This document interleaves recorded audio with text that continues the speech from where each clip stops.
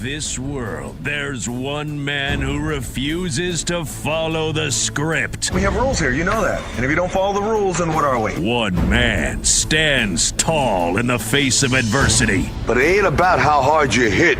It's about how hard you can get hit and keep moving forward. A man who rises above the ashes of hot takes. What do you care what they say? Easy for you to say they all love you. It's just noise, man. You're really good at it.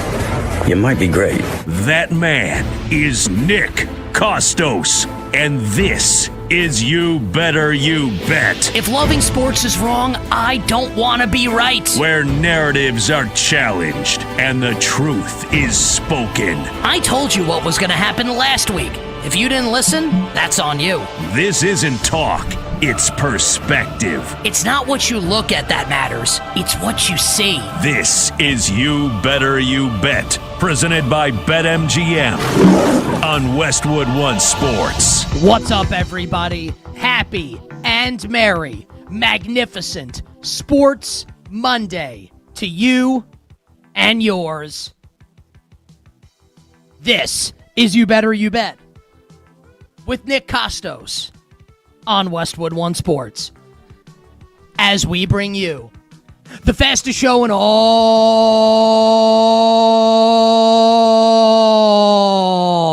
of sports. The show presented today and always by BetMGM. Make it legendary by downloading the BetMGM app and visiting BetMGM.com. And on this Monday morning, the world of sports is alive. And we are going to get to all the big stories, including why the people defending Victor Wembanyama this morning have absolutely lost their minds. And yes, Spurs head coach Mitch Johnson, number one on that list. Why tonight's game for the Lakers could be LeBron's last in the purple and gold uniform. We will discuss what's next for the King a little later in the show. And I'm going to tell everybody today, Monday, May 11th, who is going to win the Sunday Night Football opener, week one of the NFL season, as my New York Football Giants will host the Dallas Cowboys.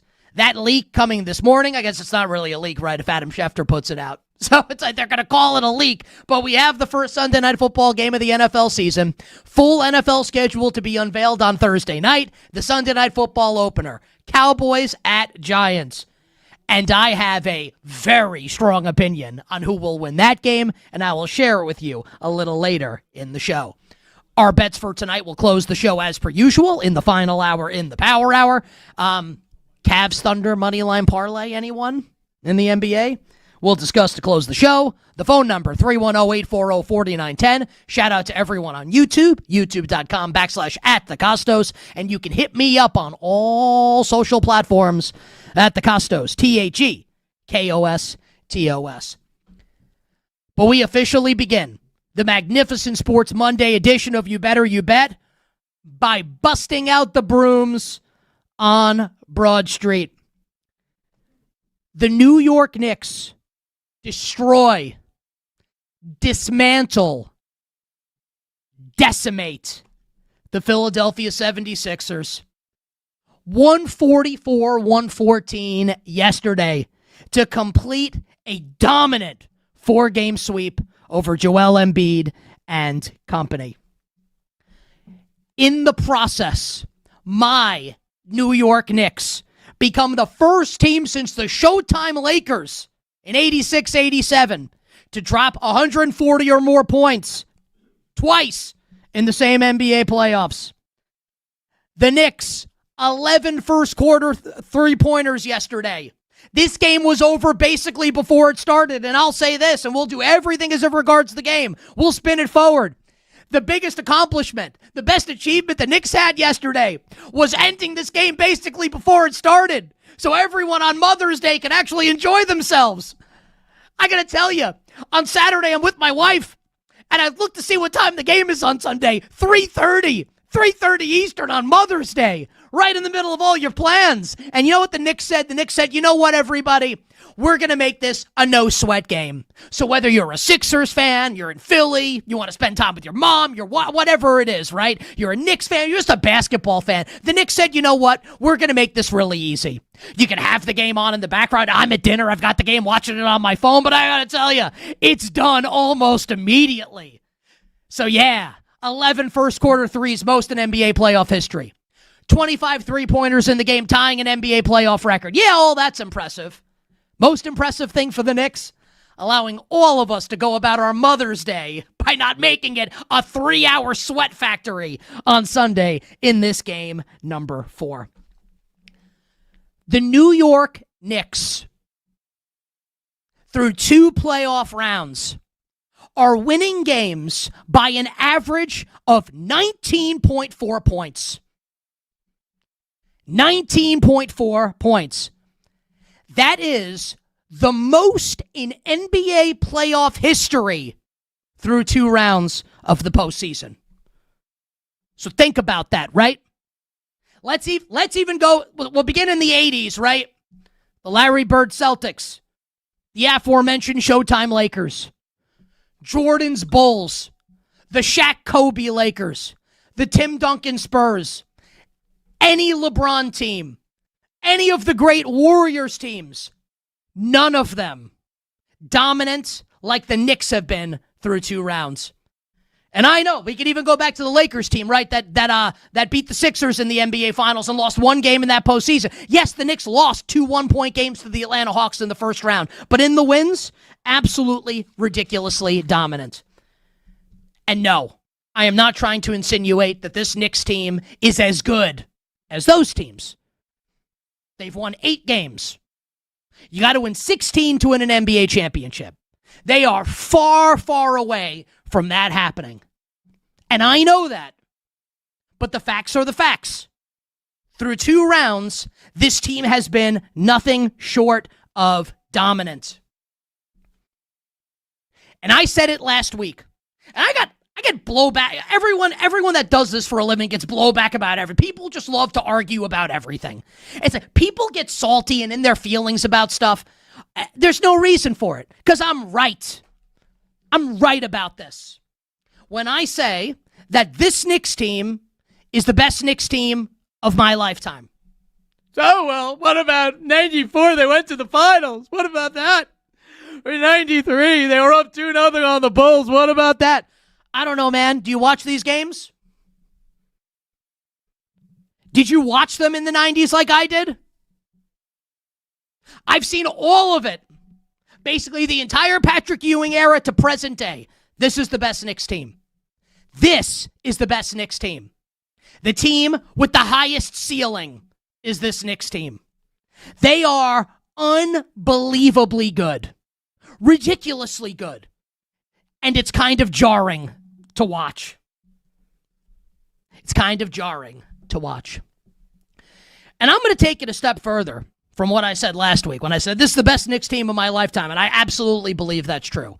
Now, I will, before I give you this take, I will acknowledge that the bar is very low.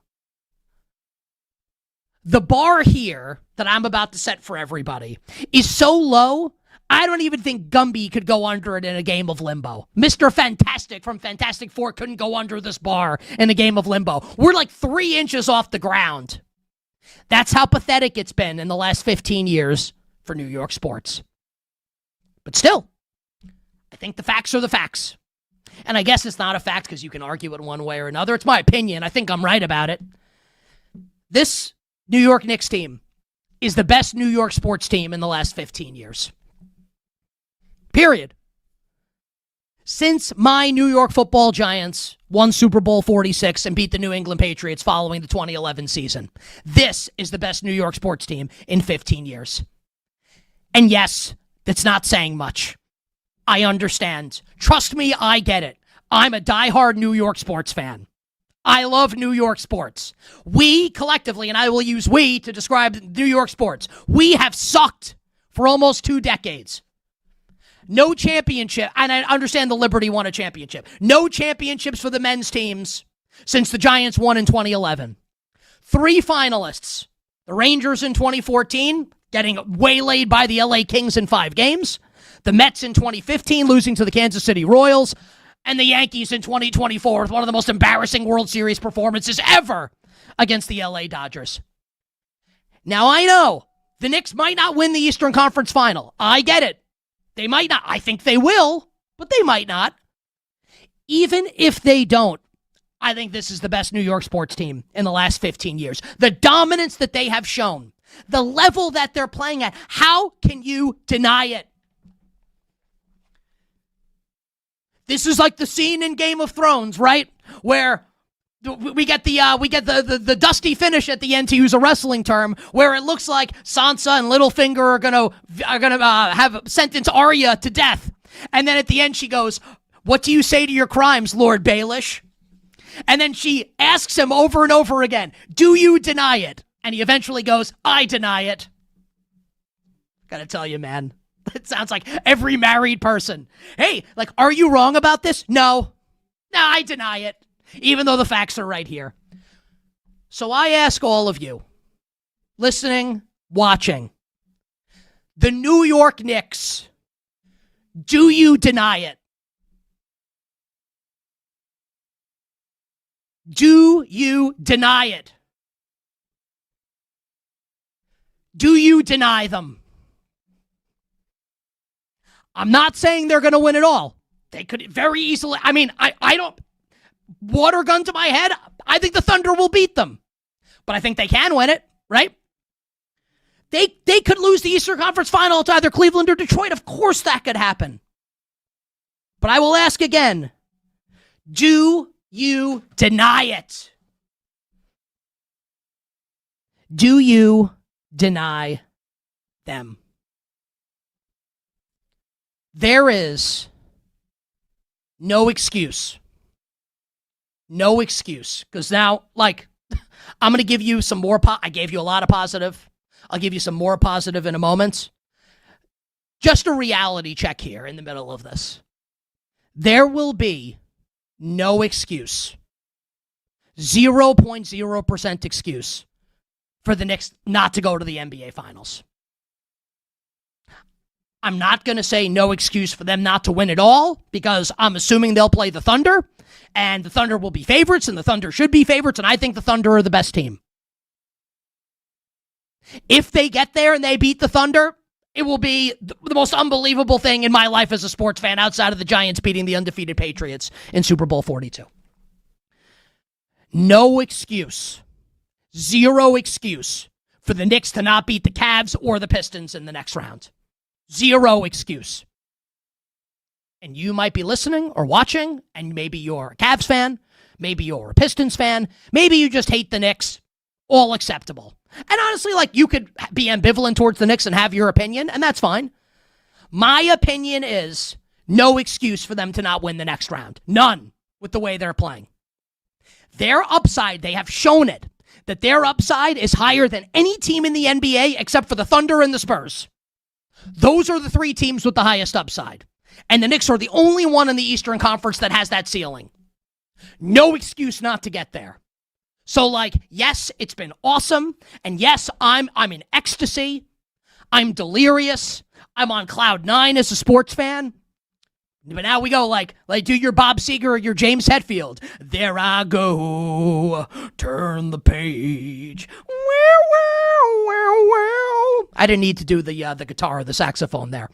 Turn the page. Have to win the next round. And if they don't, how can you say the season's anything but a failure? So I wanted to give that reality check. Give you just a dose of what's to come here in this next series, in the midst of this love fest for the New York Knicks. I felt like that was appropriate. Now let's speak together as sports fans. And now this becomes less Nick Kostos, sports talk host, although this is just how I talk in general, right? In my everyday life. This becomes less, hey, I'm kind of like telling a story or giving an opinion. And now this is, I'm talking directly to you. As sports fans, forget about my job, forget about your job, forget about what we do in our free time when we're not watching sports or working. Let's speak as sports fans. Candidly. And I kind of experienced this after Game 3, when the Knicks went up 3-0 against the Sixers. And I've been talking about this for a little bit now, right on the show. It is a little jarring to watch the Knicks be this good. Now, jarring is not bad.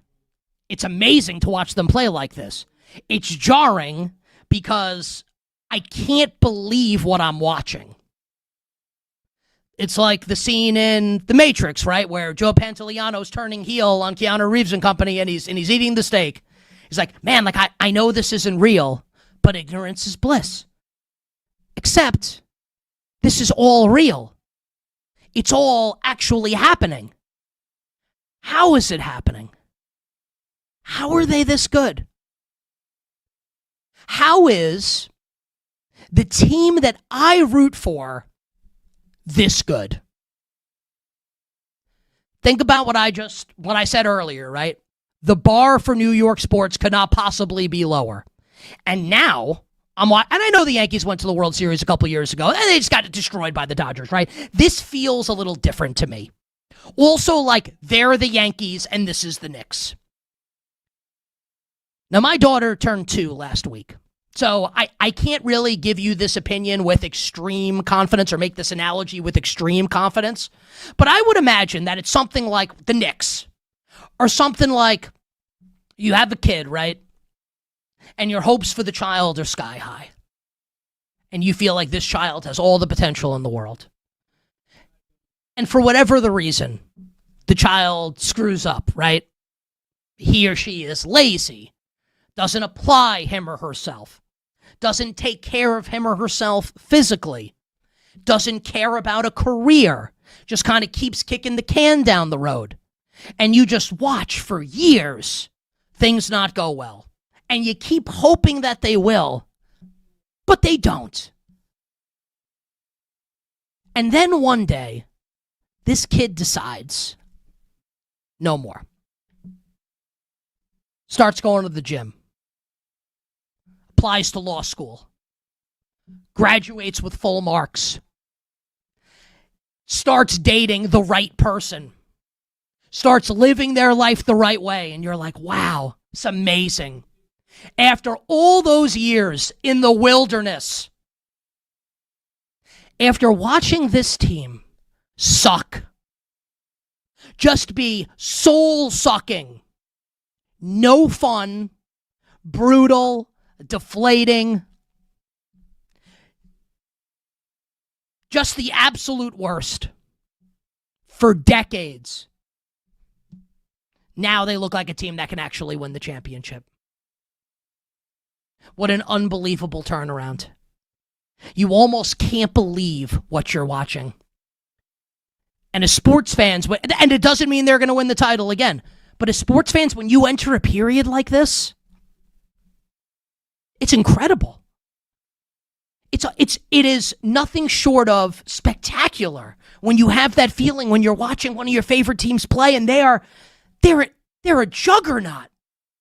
This game was never close yesterday. When you're used to losing, and even when you win, it feels like you're scratching and clawing to win. And now they're winning by an average of 20 points per game in the playoffs through 2 rounds. And you might say, well, look at the competition, Atlanta and Philadelphia. I mean, they're not winning by 1 point. They're annihilating these teams. Like, this is what you want teams to do in this spot. You want the great team to destroy the team that's not great. They're doing it. The Knicks, lost in the wilderness. And now they're here. The prodigal son. Unbelievable. My last note, sports fan to sports fan now. For a lot of the sports fans out there, maybe your team Maybe you've never seen your favorite team win a championship. I've never seen the Knicks win one, although I've seen the Rangers win one in 94. I've seen the Yankees win a bunch. I've seen the Giants win a bunch. I've never seen the Knicks win. It is my sincere hope that you out there listening, that you out there watching, get to experience this. And again, I know that this could go sideways. They might not even win the next round. I understand that. But this feeling right now is pretty special. And I don't want to discount it. And I don't want to do they haven't done anything yet. Like, the feeling is the feeling. It's been absolutely amazing. On to the Eastern Conference Final for the second straight year. This is why you fire Tom Thibodeau. This is why you hire Mike Brown. I love it when a plan comes together. Amazing, amazing stuff by the Knicks, busting out the brooms, destroying the 76ers. New York beats Philly, and you know as a New Yorker, I absolutely love it. We are just getting started here on a Monday here. You better you bet on Westwood One Sports. On the other side, we'll get to the Philadelphia 76ers part of this equation and the comments that Joel Embiid made after the game that have everybody really pissed off. And I'm not sure that they should be. Then we will get into Victor Wembanyama and the most famous elbow since Macho Man Randy Savage. The draft lottery still to come as well. Don't go anywhere. Keep it locked right here. You better you bet. Westwood One Sports with Nick Kostos, presented by BetMGM.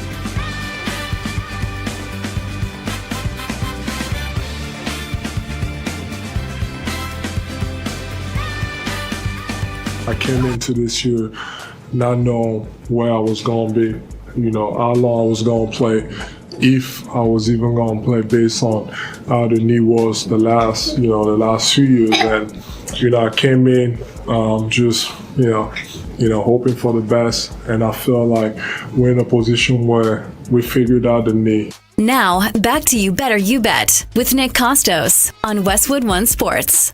This segment on You Better You Bet sponsored by Progressive Commercial Insurance, protecting your business vehicles 24/7. See if you can save at progressivecommercial.com, progressivecommercial.com.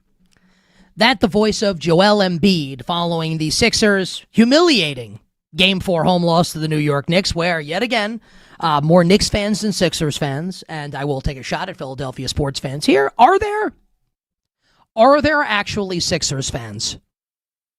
Or are they all just Knicks fans in denial?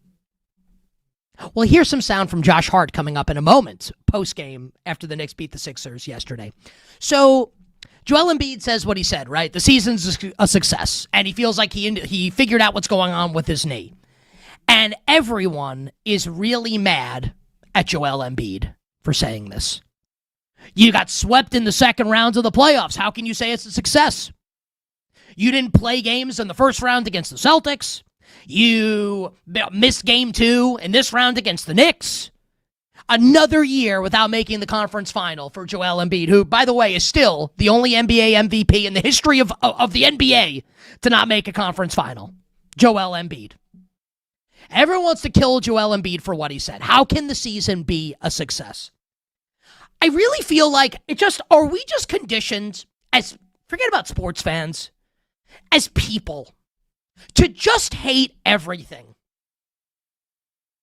That you can't, I don't know if it's a lack of empathy. Empathy's maybe too strong a word here, but it's like the inability that we have to put ourselves in the shoes of somebody else, to understand how they might be feeling in the moment when they say something.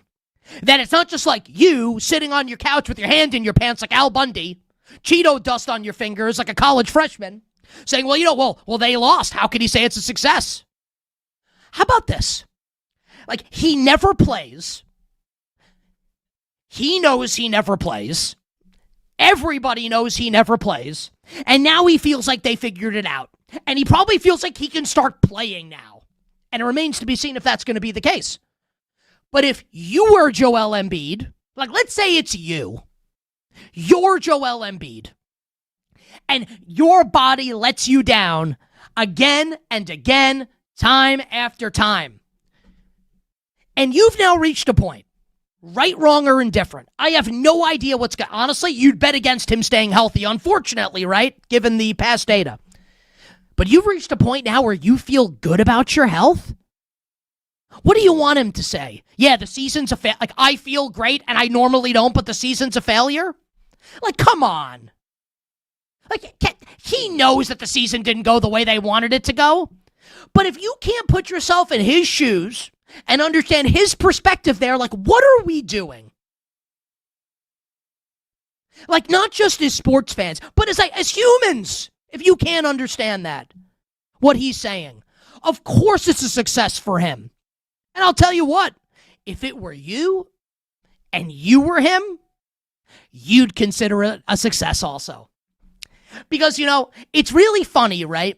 In our lives, all of us are selfish. We all are, to varying degrees. Now, it's for me, I'm a husband and a dad. I was way more selfish in my younger years. But I can still be selfish now. We all are selfish. But when someone else is selfish, we have no problem saying, how could you say that? When you would feel the same exact way. You would feel the same exact way as Joel Embiid if you were Joel Embiid. You can be pissed that they lost, and I'm sure he is, but also say, you know what? I actually feel good about this now, about my health moving forward. Come on. Give it a rest, everybody. One thing I won't give a rest, that I won't let go. Everybody take a listen right now to what Josh Hart said about the Philadelphia sports fan following the Knicks basically taking over the Sixers arena yet again en route to the sweep? Nah, man, because everybody was begging for Philly to not sell the tickets and all that stuff. So, man, yeah, I used to think Philly was a sports town. I don't know if it is anymore. I gotta tell you, as a New York sports fan, like, that's like sexually arousing, right? I mean, imagine you love a team and you destroy one of your rivals in a rival city, and one of the players on your team's like, yeah, they're not a great sports town. I mean, how does that not get you excited, right? Now, I do want to say this. I go on WIP in Philly all the time with Spike and Ike and Jack Fritz and the guys. Philly sports fans are awesome. Like, they are. It is a great sports town. There's no question about it. But I don't know how you defend this. The idea that, like, well, it's like all these New York fans have money and, like, the Sixers fans sell their tickets. Do you understand? Like, and this is not a political like, what I'm about to say is not a political comment. It is a statement of fact. It's a fact. New York City elected a communist as its mayor. Democratic socialist. Like, whatever you want to call it. Fact. It's not me saying good or bad, just like this happened. The city elected a socialist. It's like, wow, this, like, everyone's got all this money. Really? Do you live here? Doesn't feel that way to me as someone that lives in New York City. Just saying. Philly sports fans will bounce back. Philly sports fans are awesome. I mean that sincerely. But I'm not going to lie and tell you that as a New York sports fan, I don't love what Josh Hart had to say. You better you bet on this Monday. Nick Kostos and you on Westwood One Sports. Let's turn our attention to the Western Conference playoff game that we saw last night as the Minnesota Timberwolves defeat the San Antonio Spurs 114-109, tying up that best-of-7 series at 2 games apiece, heading back to San Antonio. Now, we will get to all the Wemby stuff in a moment, but what I found interesting in this game, the Spurs almost wolved the Wolves. Like, their best player is not playing, and they still almost won. Like, that was an incredibly impressive performance by the young San Antonio Spurs. Castle, Harper, Fox was terrific, and it's making me eat my words from a couple weeks ago. That was a great effort from the Spurs before Anthony Edwards and Minnesota pulled away down the stretch to tie the series at 2 games apiece. Now, in case you've been living under a rock and you missed it, why did Victor Wembanyama not finish the game? Grant, take it away. Bryant off on the 3. Wembanyama engulfs the rebound. Oh, that's an elbow. That's an elbow by Victor. And we got a time with Daniels. Naz Reid was the guy who took the elbow. After review, there is wind-up, impact, and follow-through above the neck of an opponent. It is unnecessary and excessive the contact by Wembanyama. It meets all the criteria and has been upgraded to a flagrant foul penalty 2. Wembanyama's been ejected. What does that mean? He just said, I'm ejected.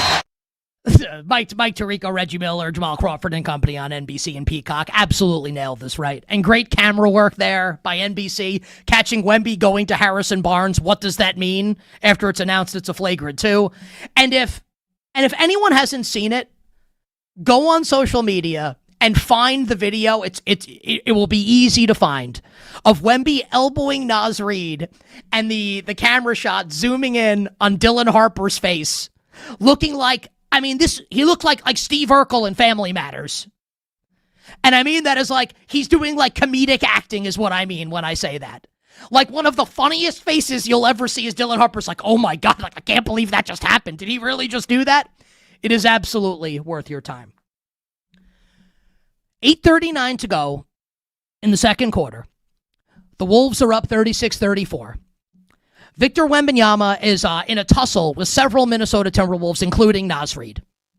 And yes, like, the Wolves are excessively physical with Wemby. Also, like, what do you want them to do? He's 8 feet tall, and you can't teach that.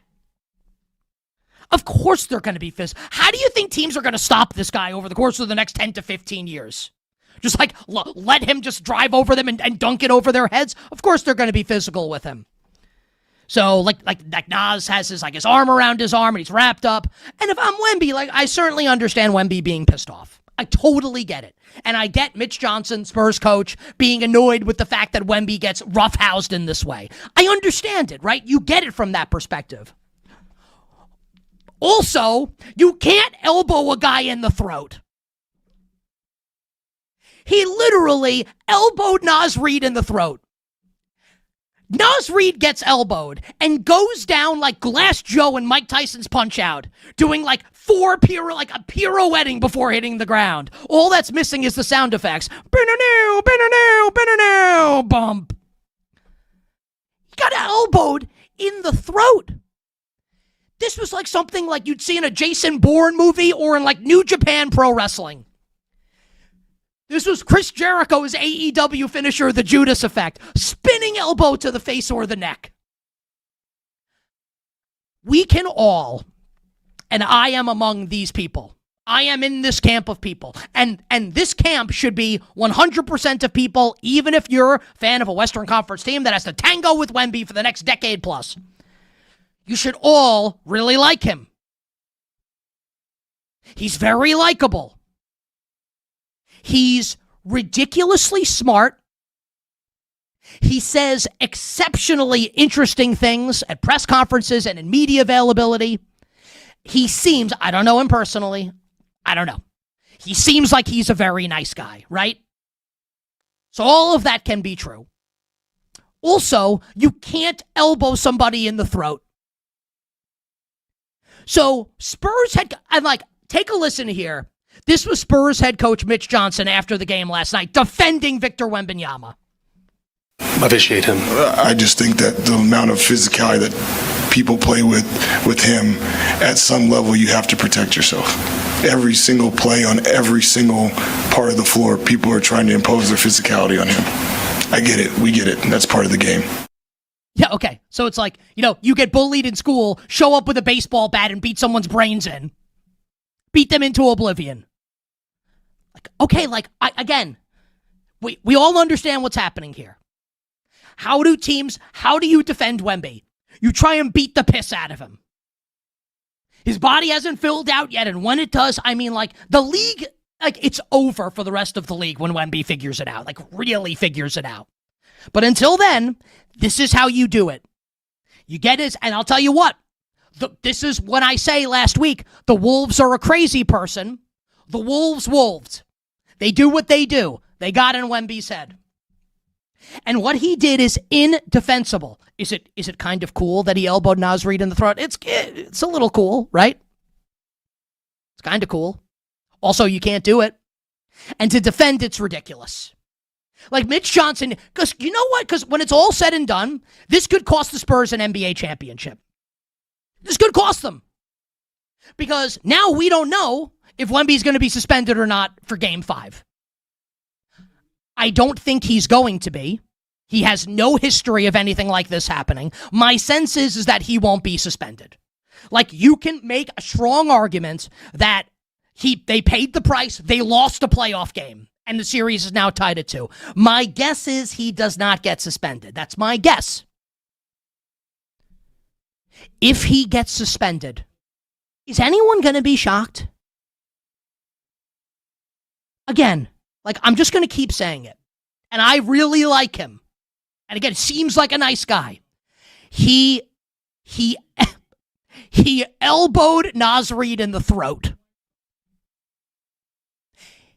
He elbowed him in the throat. This is going to be the most famous elbow since Macho Man Randy Savage. He elbowed Nas Reed in the throat. And people are defending it.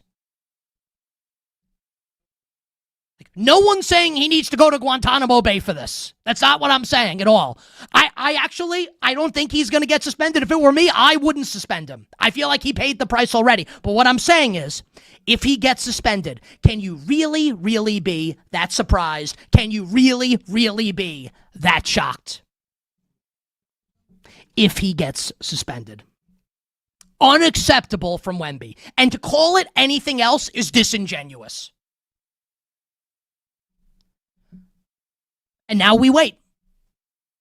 And now we wait. Because if he gets suspended for Game 5, who knows what's going to happen in this series? This is now something that elbow could impact who wins the NBA championship this season. Not an exaggeration. Not an exaggeration at all. Last note here on the game. Maybe we'll do a little bit. We have a couple guests joining us. We'll do some NBA later in the show.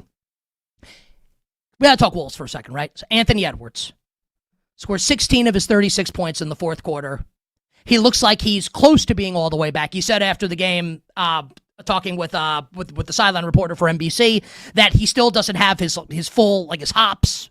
And he had a layup late in the game that he said would have been a dunk if he had been fully healthy. I believe him. I believe that that's true. But he looks like he's close to being fully back. Anthony Edwards says in his post-game comments that he didn't want to lose on Mother's Day. He wanted to honor his mom. Mom passed away in 2015. I was off on Friday, so I didn't get the opportunity to say something that I like to say around these times. And I'll be very quick here.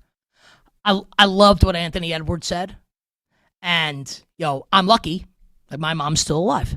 My dad died in 2014, but my mom is still alive.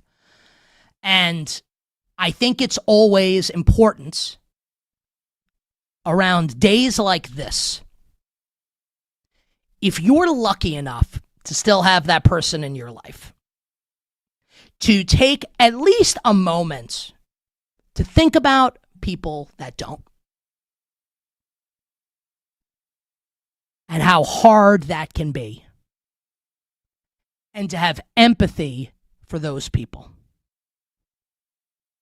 Because all you hear generally around days like this, positives. It's not a positive day for everybody. So if you're out there and yesterday, for whatever reason, is not a great day for you, I mean this, I don't mean to be saccharine. I'm thinking of you. That sucks. It sucks. And I feel great for Anthony Edwards that he was able to honor his mom the way that he did in last night's victory. Take a quick break. On the other side, the first Sunday night football game of the year has been announced. My Giants hosting the Cowboys in week number 1.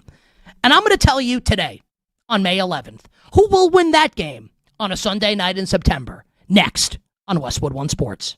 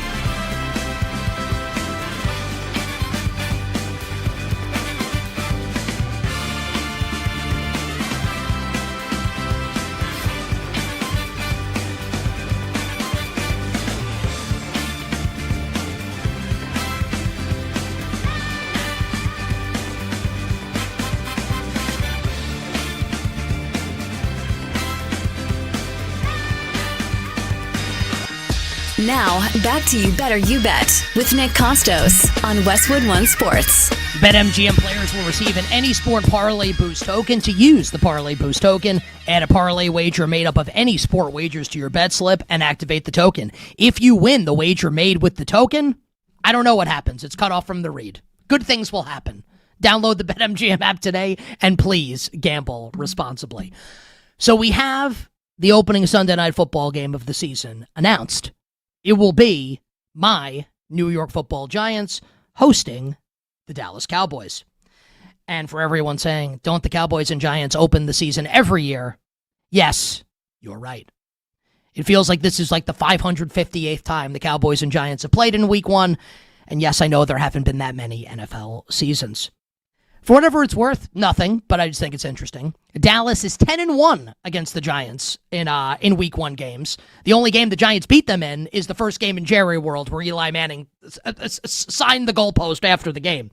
Also, just fun fact about Cowboys and Giants in week one, twice the Cowboys have beaten the Giants on Sunday Night Football in week one, and both those times the Giants have gone on, or in these instances, to win the Super Bowl, 1986 and 2007.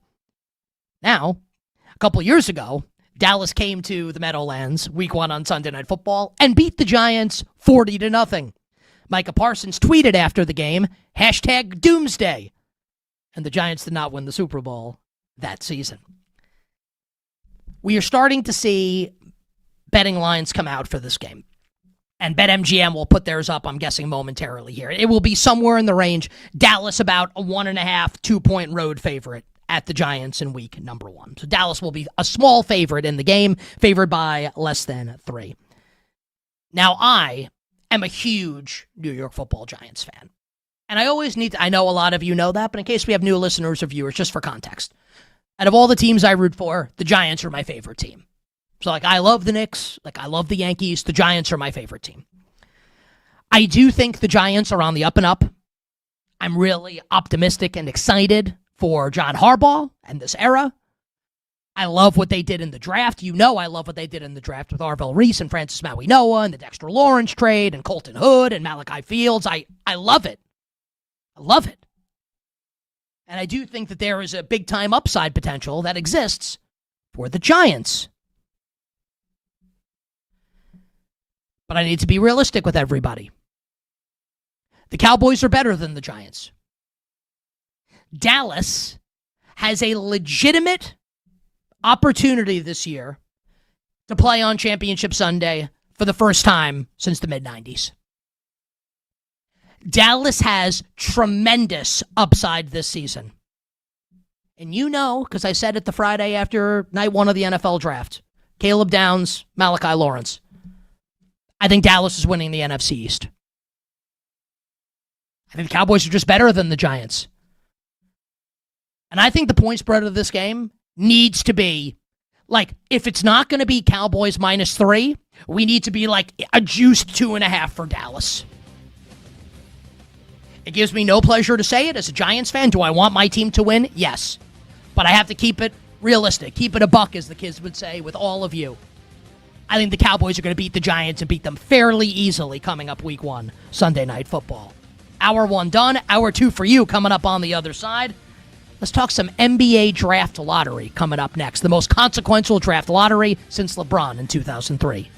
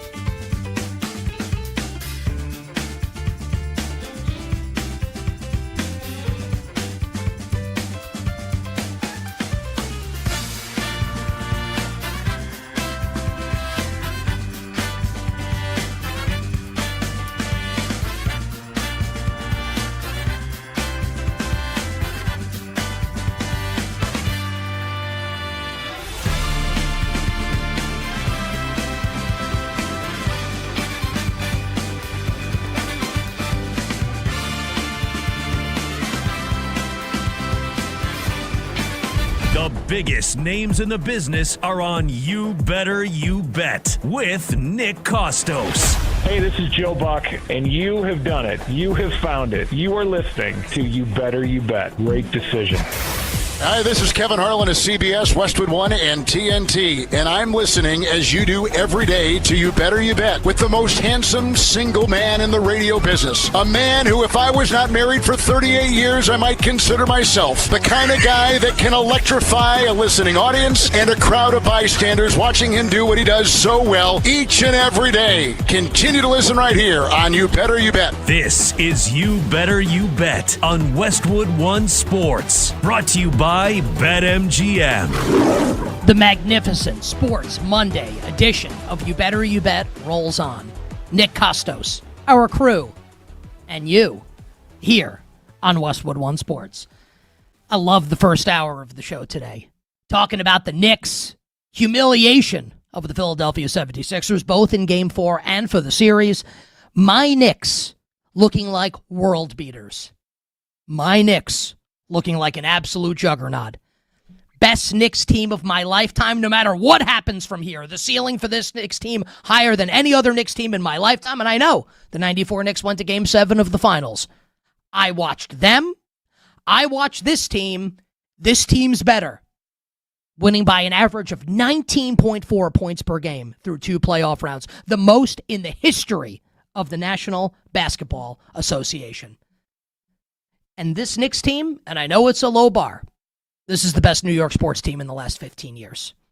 You can say it like the tallest short guy, I get it. But still, the fact remains, the point remains. Best New York sports team in almost 2 decades, this version of the New York Knicks.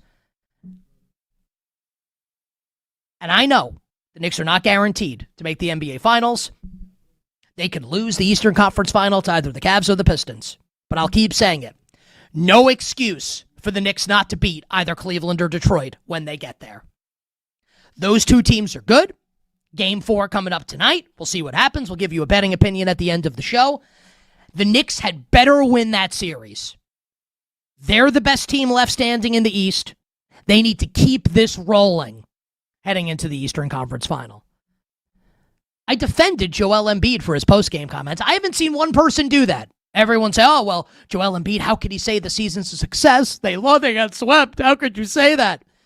I don't know, because he feels good. Can you put yourself in his shoes? The guy never plays. He played, and now he feels like he's going to play in the future, and everyone wants him to, cry at the post-game press conference or be pissed off when, he feels good? Come on. Grow up. Stop being so damn narcissistic. And I say that as a tremendous narcissist. I'm self-aware enough to know that I am one and can be one. Can you be self-aware enough to know that you are one, if that's what you're saying? So I defended Joel Embiid, and I think he is worthy of defense. One person not worthy of defense this morning is Spurs big man Victor Wembanyama, who, just to reiterate the point, elbowed Naz Reid in the throat. A spinning elbow that you might see in WWE or New Japan Pro Wrestling or UFC. And people are saying, oh, well, it's Wemby's never done something like this before. There should be no punishment. Really? Elbowed a guy in the throat. What if it were Draymond Green?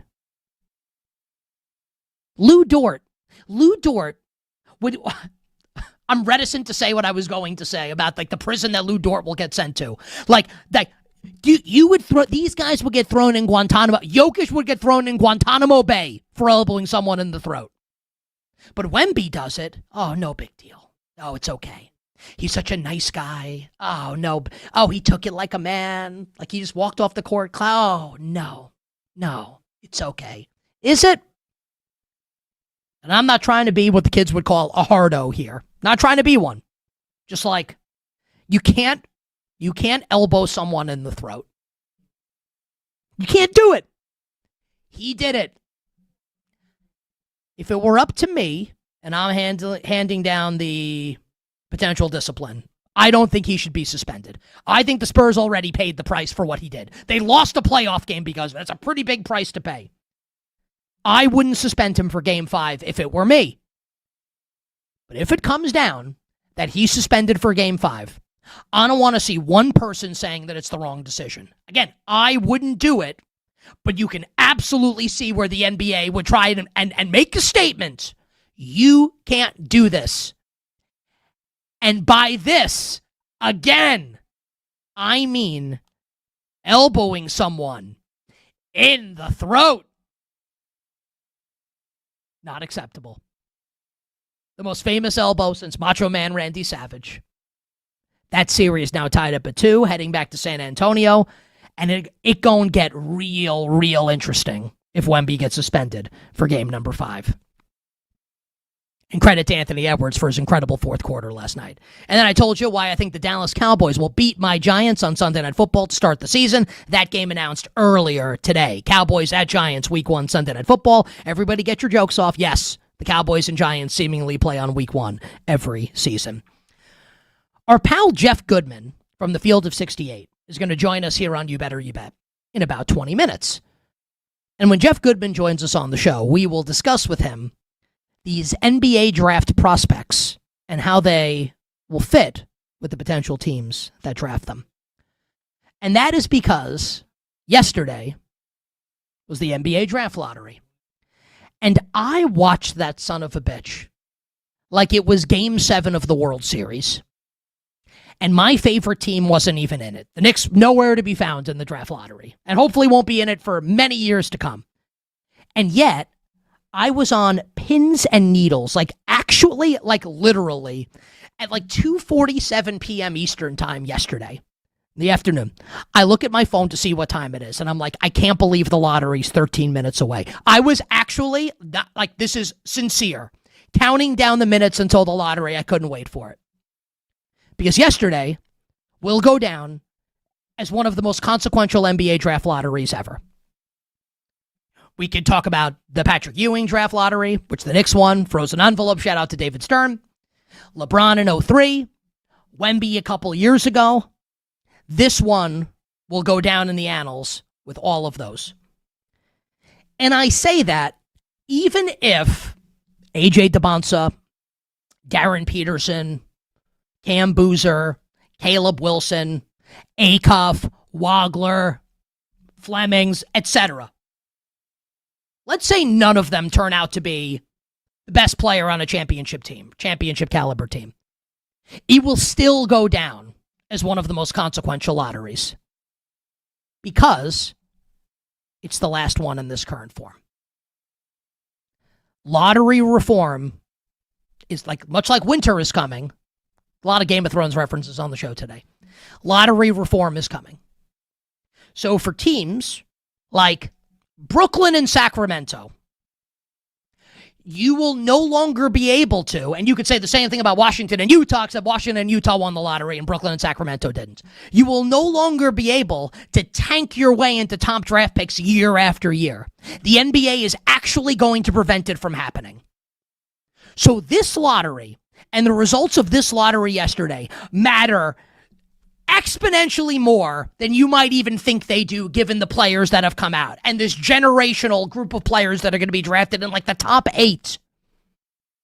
Because the lottery is no longer going to exist in this form moving forward. And I have a bunch of opinions to share with you from this NBA draft lottery yesterday.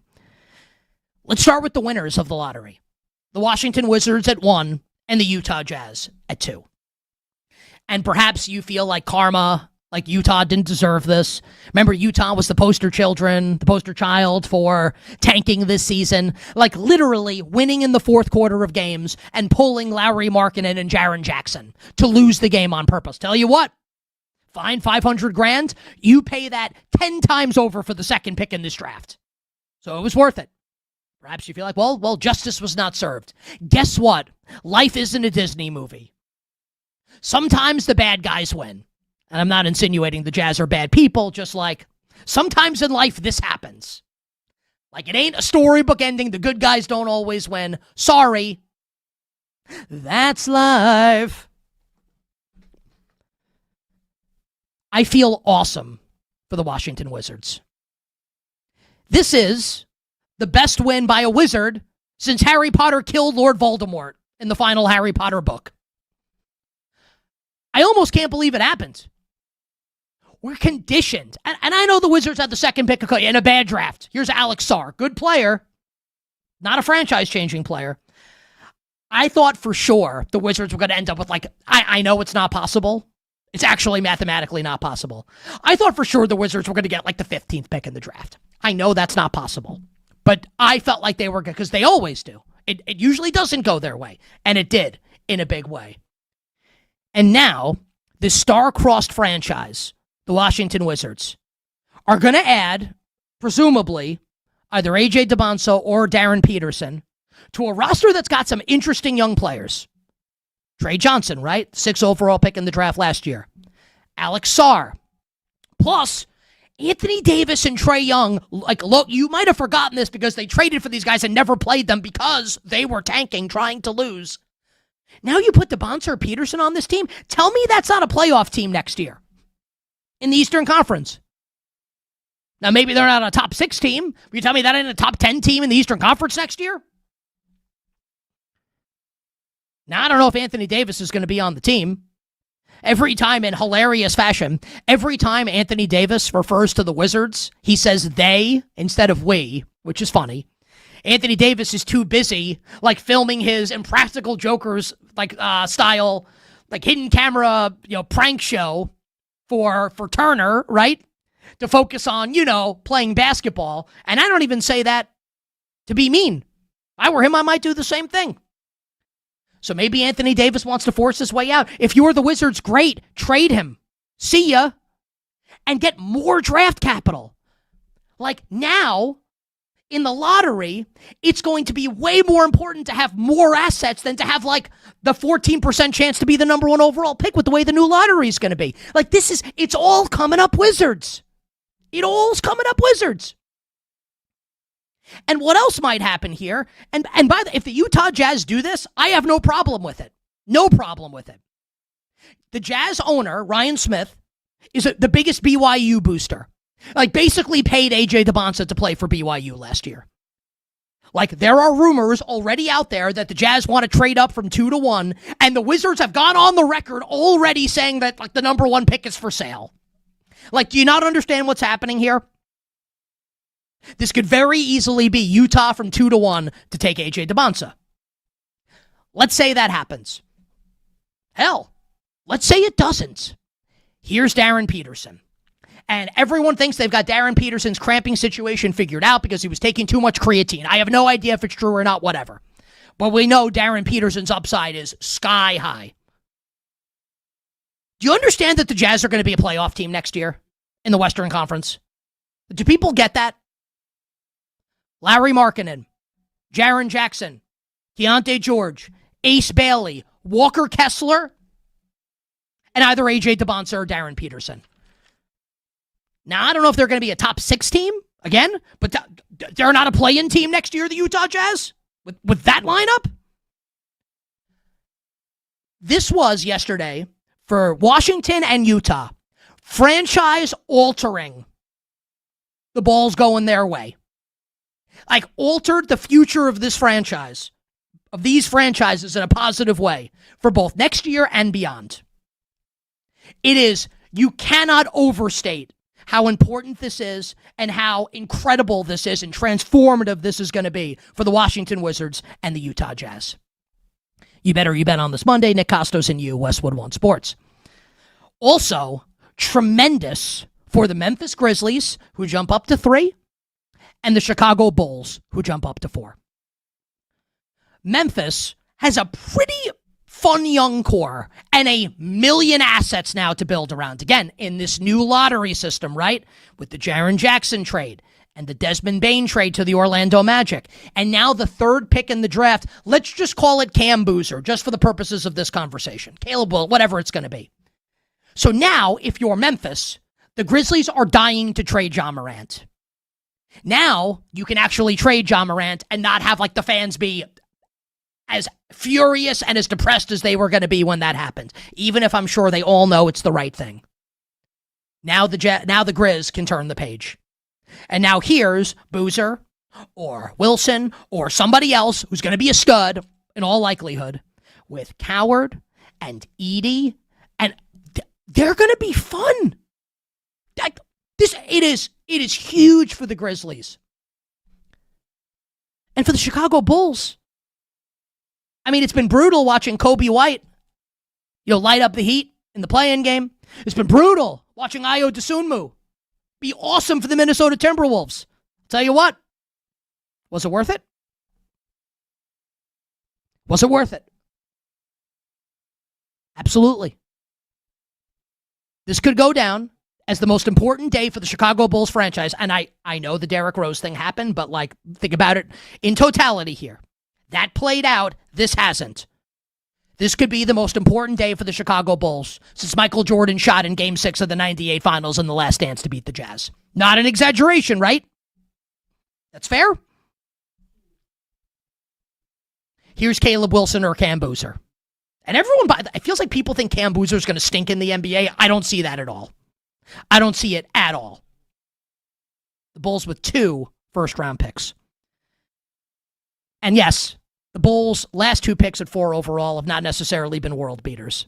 Patrick Williams and the not skinny Eddie Curry. Former Knick Eddie Curry. My strong feeling is this player will be better than those, whoever they take. Couple other things to discuss from the draft lottery, and this is where it gets dark. The Brooklyn Nets and the Sacramento Kings. I'm not trying to be, sincerely, I'm not trying to be dramatic here. I'm not trying to be hyperbolic. At all. I think these 2 franchises are probably screwed for quite some time. Think about what I'm saying about lottery reform and what's about to happen, right? Where's the path for these teams to be good? Where is it for the Nets and the Kings? They put, especially Brooklyn, and I'm not going to go through all the details, but what Brooklyn basically did was not mortgage the entire future, but traded a lot to gain control of their picks in 25 and 26 and busted on both of them. The Sacramento Kings endured another brutal season to end up with the 7th pick, and the Nets have the 6th pick. Now, it's a deep draft. It's not to say that they can't get stars at 6 and 7. It's not to say that. But if you're a Nets fan and you're a Kings fan, insert joke here about those 2 fan bases. But you're saying, right? If you're a Nets fan or a Kings fan, I mean, this is the height of misery. This is pit of misery level stuff if you're a Brooklyn Nets fan or a Sacramento Kings fan. Especially if you're a Knicks. Because the Kings, I actually feel like in their own weird way are trying to be good. They're terrible at it, but they're trying. The Nets were trying to be bad. This is you get in shape, you dedicate yourself for a year straight, 2 years straight in this instance. No cheat meals. You're eating grilled chicken and broccoli and washing it down with liter after liter of water, gallon after gallon of H2O. You're in the gym 6 days a week. You don't go out. You're trying to get in great shape to impress your crush. You spend all this time working on it, in the dark, losing in your personal life with the hopes that one day you'll be a big winner. And you get your shot. And you shoot your shot. And you get rejected instantly. Like on that old MTV show, Next. When you walk off the bus and the person just yells, next. The NBA and the basketball gods looked at the Brooklyn Nets and looked at the Sacramento Kings and they walked off the bus, ready for their moment. And the gods yelled, next. Horrible for the Nets and horrible for the Kings. Last note for now on the lottery, and our friend Jeff Goodman will join us in the next segment. I'm excited to talk with Jeff. The Indiana Pacers rolled the dice in what I kind of thought in the moment was kind of an unacceptable way. And hindsight's 2020, I would have come on the air if they had won that roll of the dice, and I would have said the same thing today. The Pacers, and kind of a move that went unreported, and like we didn't really do a lot of it on this show, and maybe that's my bad, probably is, honestly. The Pacers traded for Ivica Zubac for the LA Clippers, and in doing so, basically rolled the dice on their lottery pick, where if it's top 4, Indiana keeps it, and if it's 5 or 6, it goes to the LA Clippers. And if it goes to the Clippers, the Pacers get the Clippers' unprotected first-round pick in 2031, a half-decade away. Well, it went busto yesterday. The Clippers now have the 5th pick in the draft, in a ridiculously deep draft, and we'll see what they do. Like, they have Darius Garland. Are they going to take another guard? That's a story for another day. If you're a Clippers fan, insert joke here, you are delirious today. You're in ecstasy. Because, for all intents and purposes, this era of Clipper basketball ended Game 7 last year in Denver in the first round with that defeat. Pretty nice pivot. Trade James Harden. Here's Darius Garland. Here's Benedict Mathurin. Here's the 5th pick in the draft. Could not have gone better for the Clippers. Could not have gone better. For the Indiana Pacers, GM Kevin Pritchard puts out a tweet apologizing to Pacers fans. Felt like luck was going to be on their side. This is the gambler's fallacy. Well, Tyrese Halliburton popped his Achilles, and we were beset by injuries all year, so the luck's bound to go our way, right? You play roulette, and it comes up black 10 times in a row, so now it has to be red, right? Wrong. And this isn't to intimate that the Pacers can't or won't be good next year. If Halliburton comes back, they're a playoff team, obviously. And Zubac is one of the better centers in the league. So it's not like they're going to be terrible next year. But if you're Indiana, when are you going to be in this position again? Top 5 pick in a draft like this. They rolled the dice. To me, an unacceptable gamble by the Indiana Pacers. And one that could be felt by them for years and maybe a decade plus to come. Take a break. On the other side, joining us to break down the NBA draft lottery, the one, the only, the great Jeff Goodman, here on You Better You Bet.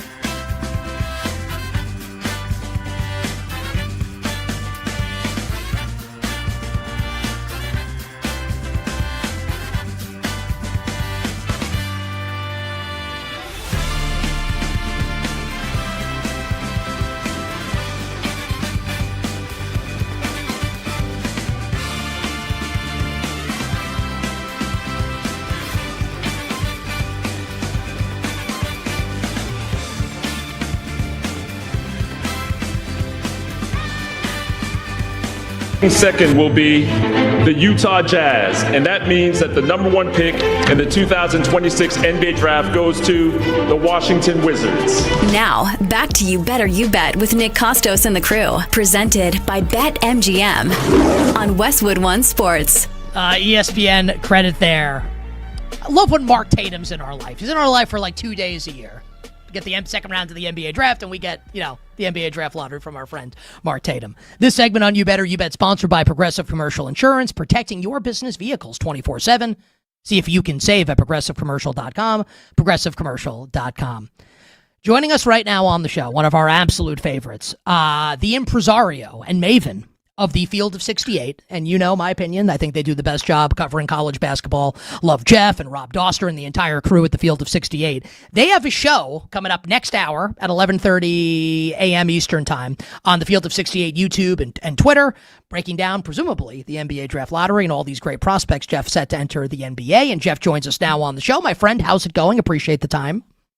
All's good. All's good. Excited to talk about the lottery here and the ping pong balls and really the dilemma now that I think Michael Winger and the Wizards are going to have.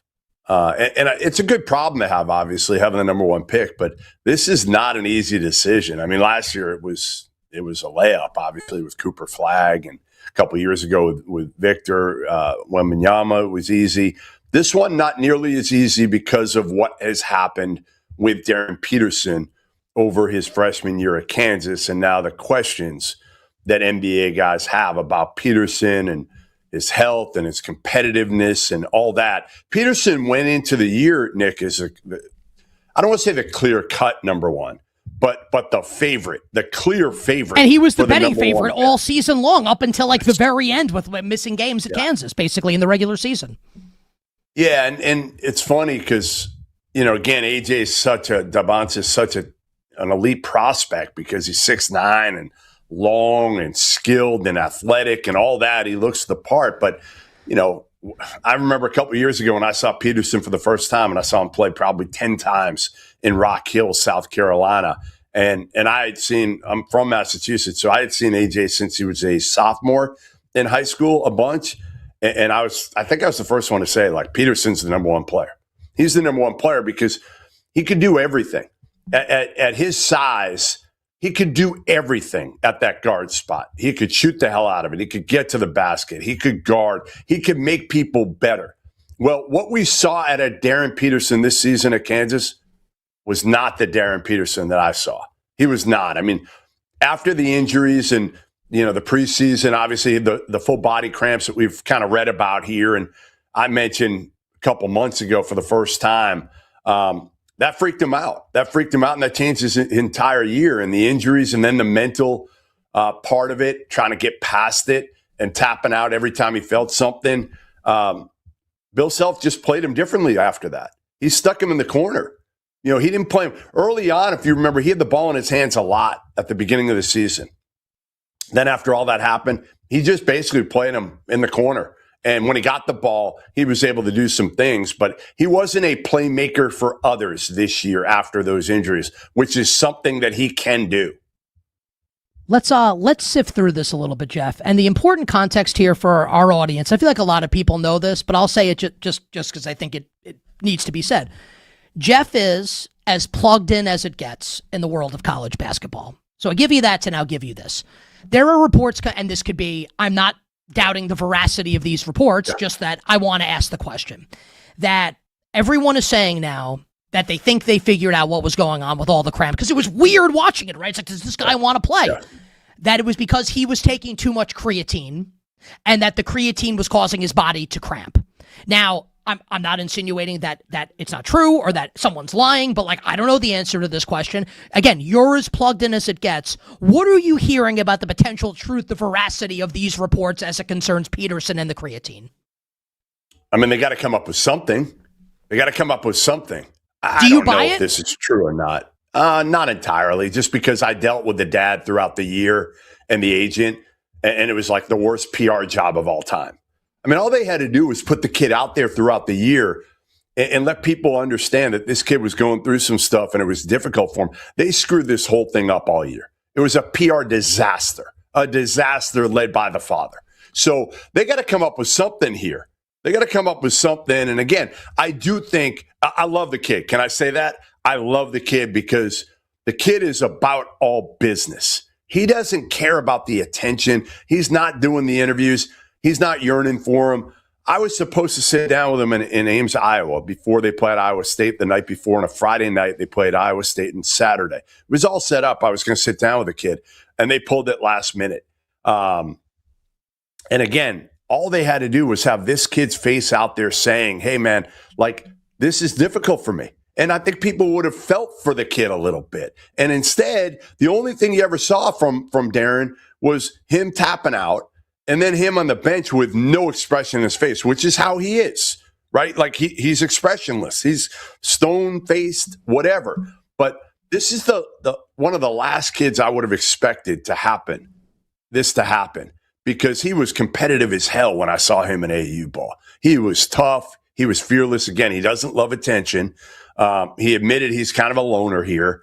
But now the big question that I've gotten from several NBA guys is the competitiveness. Not the creatine. Again, maybe it's true, maybe it's not, and they're just trying to come up with something that doesn't.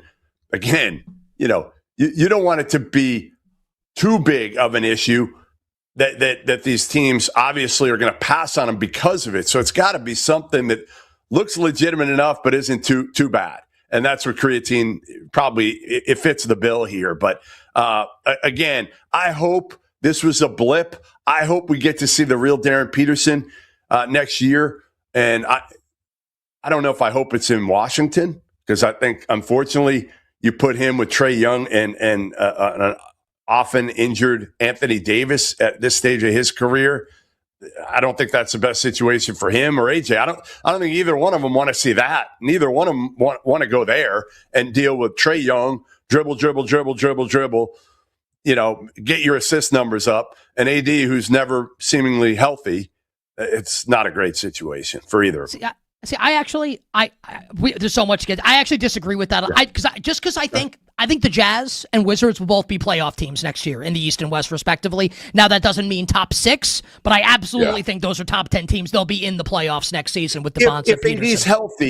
If AD's healthy, they should trade AD. I don't even think they need to keep him. What are you getting for him? What are you possibly going to get for AD now? So here's what I would say.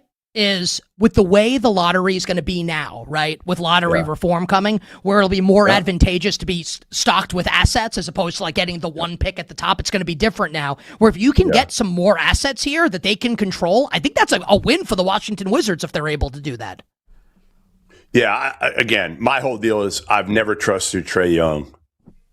Certainly as the number one guy. Never, ever, ever, ever. Now, if he moves down and he's your number 3 guy, fine, fair. If AD is healthy, Trae Young becomes your number 3 guy, and we haven't talked about AJ, but again, AJ is he'll be able to impact right away. I mean, right away at his length and athleticism and his competitiveness and all that. The only thing with AJ that I question about is his decision making with the ball in his hands. But if you have other veterans around him and not too much is put on AJ DeBonsa to have to lead a franchise right away, then he'll be great. You bet on this Monday. Nick Kostos and you, Westwood One Sports. Our guest is Jeff Goodman from the Field of 68. He's the best on Twitter at GoodmanHoops. Let's assume DeBonsa goes 1. Let's just say that happens to the Wizards or the Jazz trade up to 1 to make the pick. Is there a world that exists, Jeff, where Darren Peterson doesn't go second in this draft, or is his floor is going second overall? So I know Danny Ainge and Austin Ainge very, very, very well. Okay, I grew up in Boston. I've known Danny forever. We're running Austin the Jazz, obviously. Danny and his son. Also. Sure. Here's what I'll say is generally the rule of the Ainges is they're not passing up on elite talent. And now, again, if they dig into this Darren Peterson thing, if they dig in and they're scared of what they find out about Darren Peterson, and again, the competitiveness is a question at the end of the day, they may say, you know what, we're not taking a chance on him. I just don't think, maybe I'm wrong, but But I don't think this thing is going to be something that we're going to be talking about with Darren Peterson for years. Like, I don't think it's going to be a Markelle Fultz thing, right? Like that. Ultimately, if you remember with Danny Ainge, what did he do? Everybody thought he was taking Markelle Fultz with the Celtics. Got Jason Tate traded back and took Tatum. Dude, I remember going, and I went for, when Fultz went in to visit the Celtics, I was with ESPN at that point.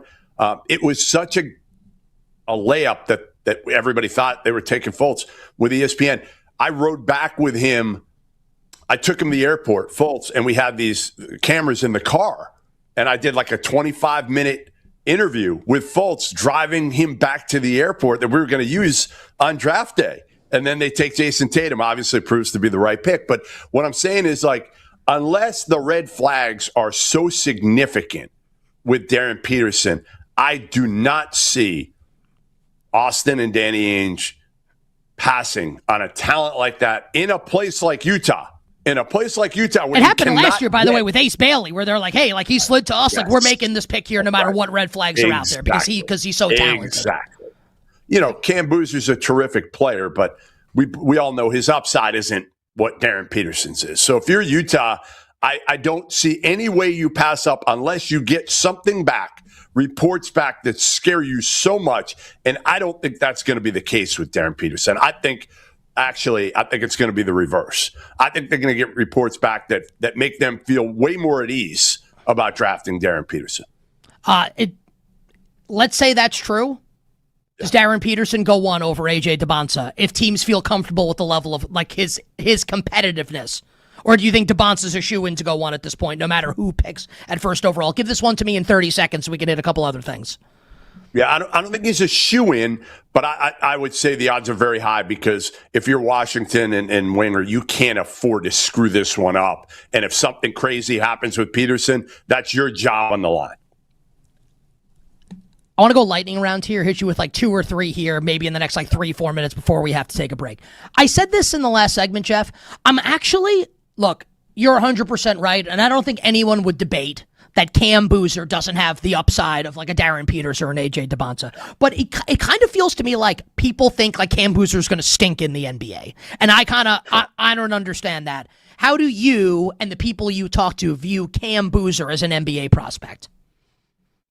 You know, a good number 2 guy, not a guy that can probably lead a franchise, not a guy that you can build it around, but a great complementary piece, a great number 2 guy because would you take him or Caleb Wilson? Athletically. You're on the clock at 3. Are you taking Cam Boozer or Caleb Wilson if you're the Memphis Grizzlies? I'm taking Caleb Wilson, personally. I just think the upside is higher. I think Caleb's a killer, an absolute killer. Cam is he'll fit in well with Zach Edey in Memphis. I think they actually would play off one another pretty well. And it's a safe pick, and it's a kind of like a pick. Memphis needs to do what Charlotte did last year, which is start to get in some like high character, good program guys, right? Like it worked. Con Knipple, obviously, you've seen what it started to do with Charlotte a little bit because Charlotte was a disaster. Memphis is kind of a disaster right now. And they traded away one of their high character guys in Jaren Jackson. So I think Boozer and Edey would be solid. Obviously, you got to figure out what the hell's going on with Ja. Take your pick of these 3 guards that are all expected to go in close range. 4. Darius, you better have 4. Don't have 3. Have 4 in there. So let me see if I can get the 4th off the top of my head. So it's Kingston Flemings from Houston, Acuff from Arkansas, Wagler from Illinois. Is Burries the 4th from Arizona? No, who's the 4th? Mikel Brown. Mikel Brown from Louisville. That's a brain fart by me. Mikel Brown from Louisville. Yes, please. Who do you like of those Mikel 4? Brown 1. I'm going Mikel Brown 1 of those 4. Yes. Me personally, I'm probably the only one in America that has that. I love Mikel Brown. I think last year kind of was a disaster for him. The injuries, the back injuries, didn't fit well with that Louisville group. But, man, I've seen him work out. I've been around the kid. He's got the size that a lot of those other guys don't. He's got the ability to shoot it from deep and make people better. Now, again, Acuff can do that too. Acuff can shoot it. He's got a gear. He's smaller, and he doesn't guard.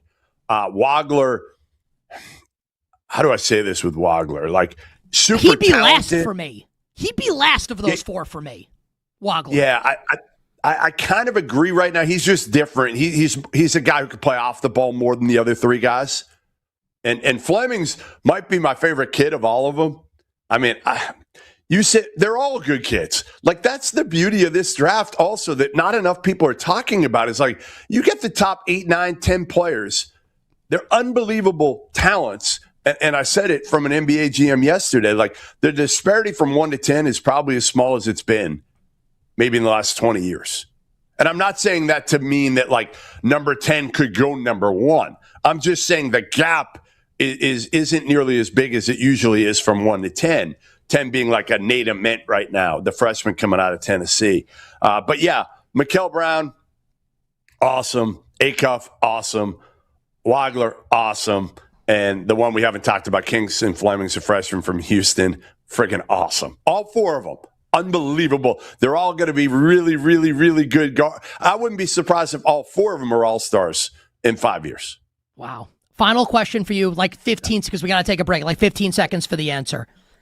What would you say the percent chance that in some way, whatever order it is, that the top four picks, and again, whatever the order, DeBonsa, Peterson, Boozer, Wilson, what's your confidence level that those are the top four picks, however it happens?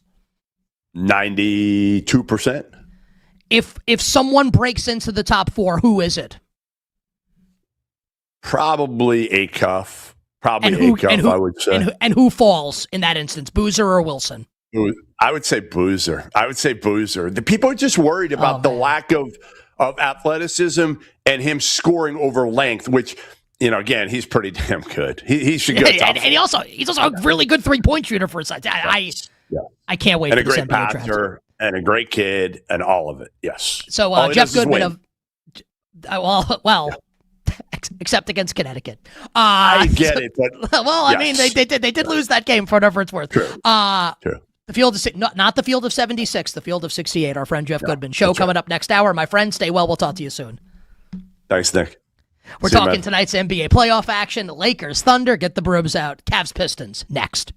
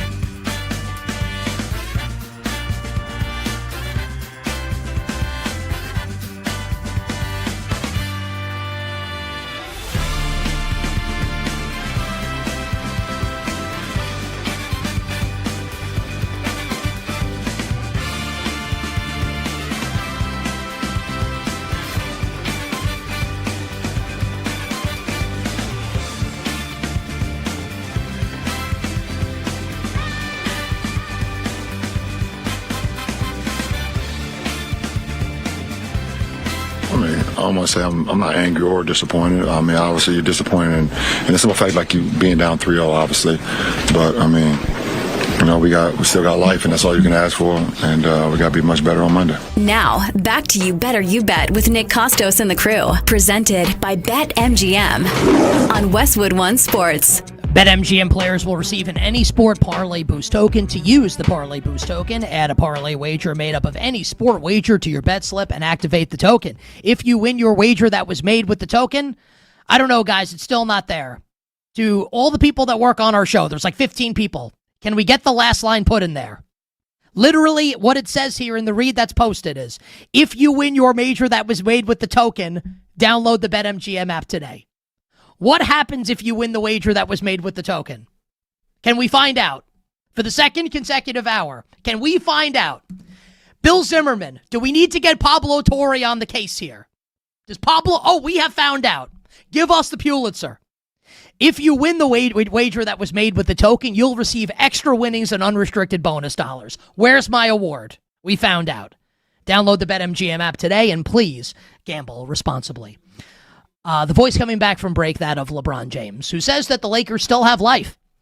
In the beat that we came back from break with, courtesy of our friend Grant Leader, in for Kenny Henderson, that is the rap classic Patiently Waiting with 50 Cent and Eminem. And in that song, which might be my favorite rap song ever, and I'm being serious, there is a flat line that plays leading into Eminem's verse. So yes, the Lakers may have life, but it's about to go... because they're done. SGA, 21-6 this series. Not SGA numbers. Who cares when A.J. Mitchell might be the best player on the court? And J-Dub's not even playing. And I know Luka's not playing. It wouldn't have mattered anyway. Maybe it wouldn't be a sweep and they wouldn't win every game by 1,000 points. But the Thunder were never losing the series to the Lakers. We told you that before the playoffs started, that this was basically going to be like a bye to the Western Conference Final. They're about to go 8-0. They're going to win tonight. Probably going to cover the spread. Huge favorites. Lakers going to 1-2-3 Cancun it. And the Thunder will be in the Western Conference Final. And they are thrilled right now that Victor Wembanyama chose to do like a Chael Sonnen impersonation last night in Spurs Wolves. As the Thunder continue to be not only the best team, but the luckiest team. And I don't even say that as an insult. It's a fact. How does that happen?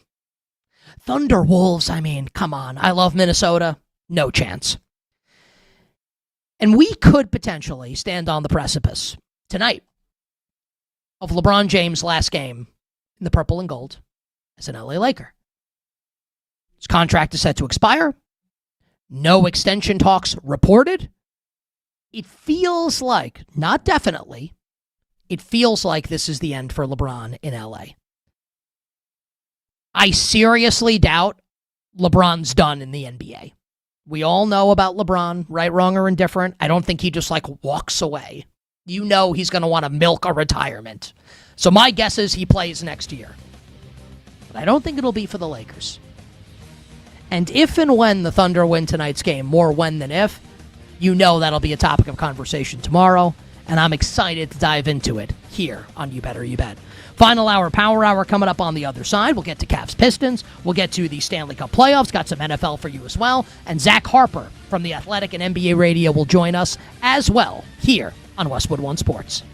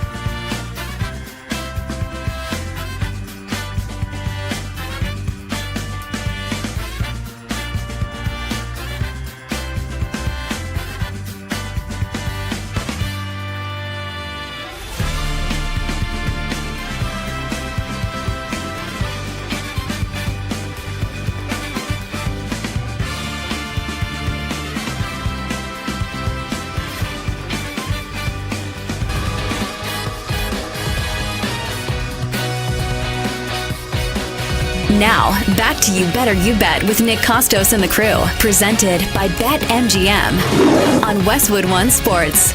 Bring it up, Grant.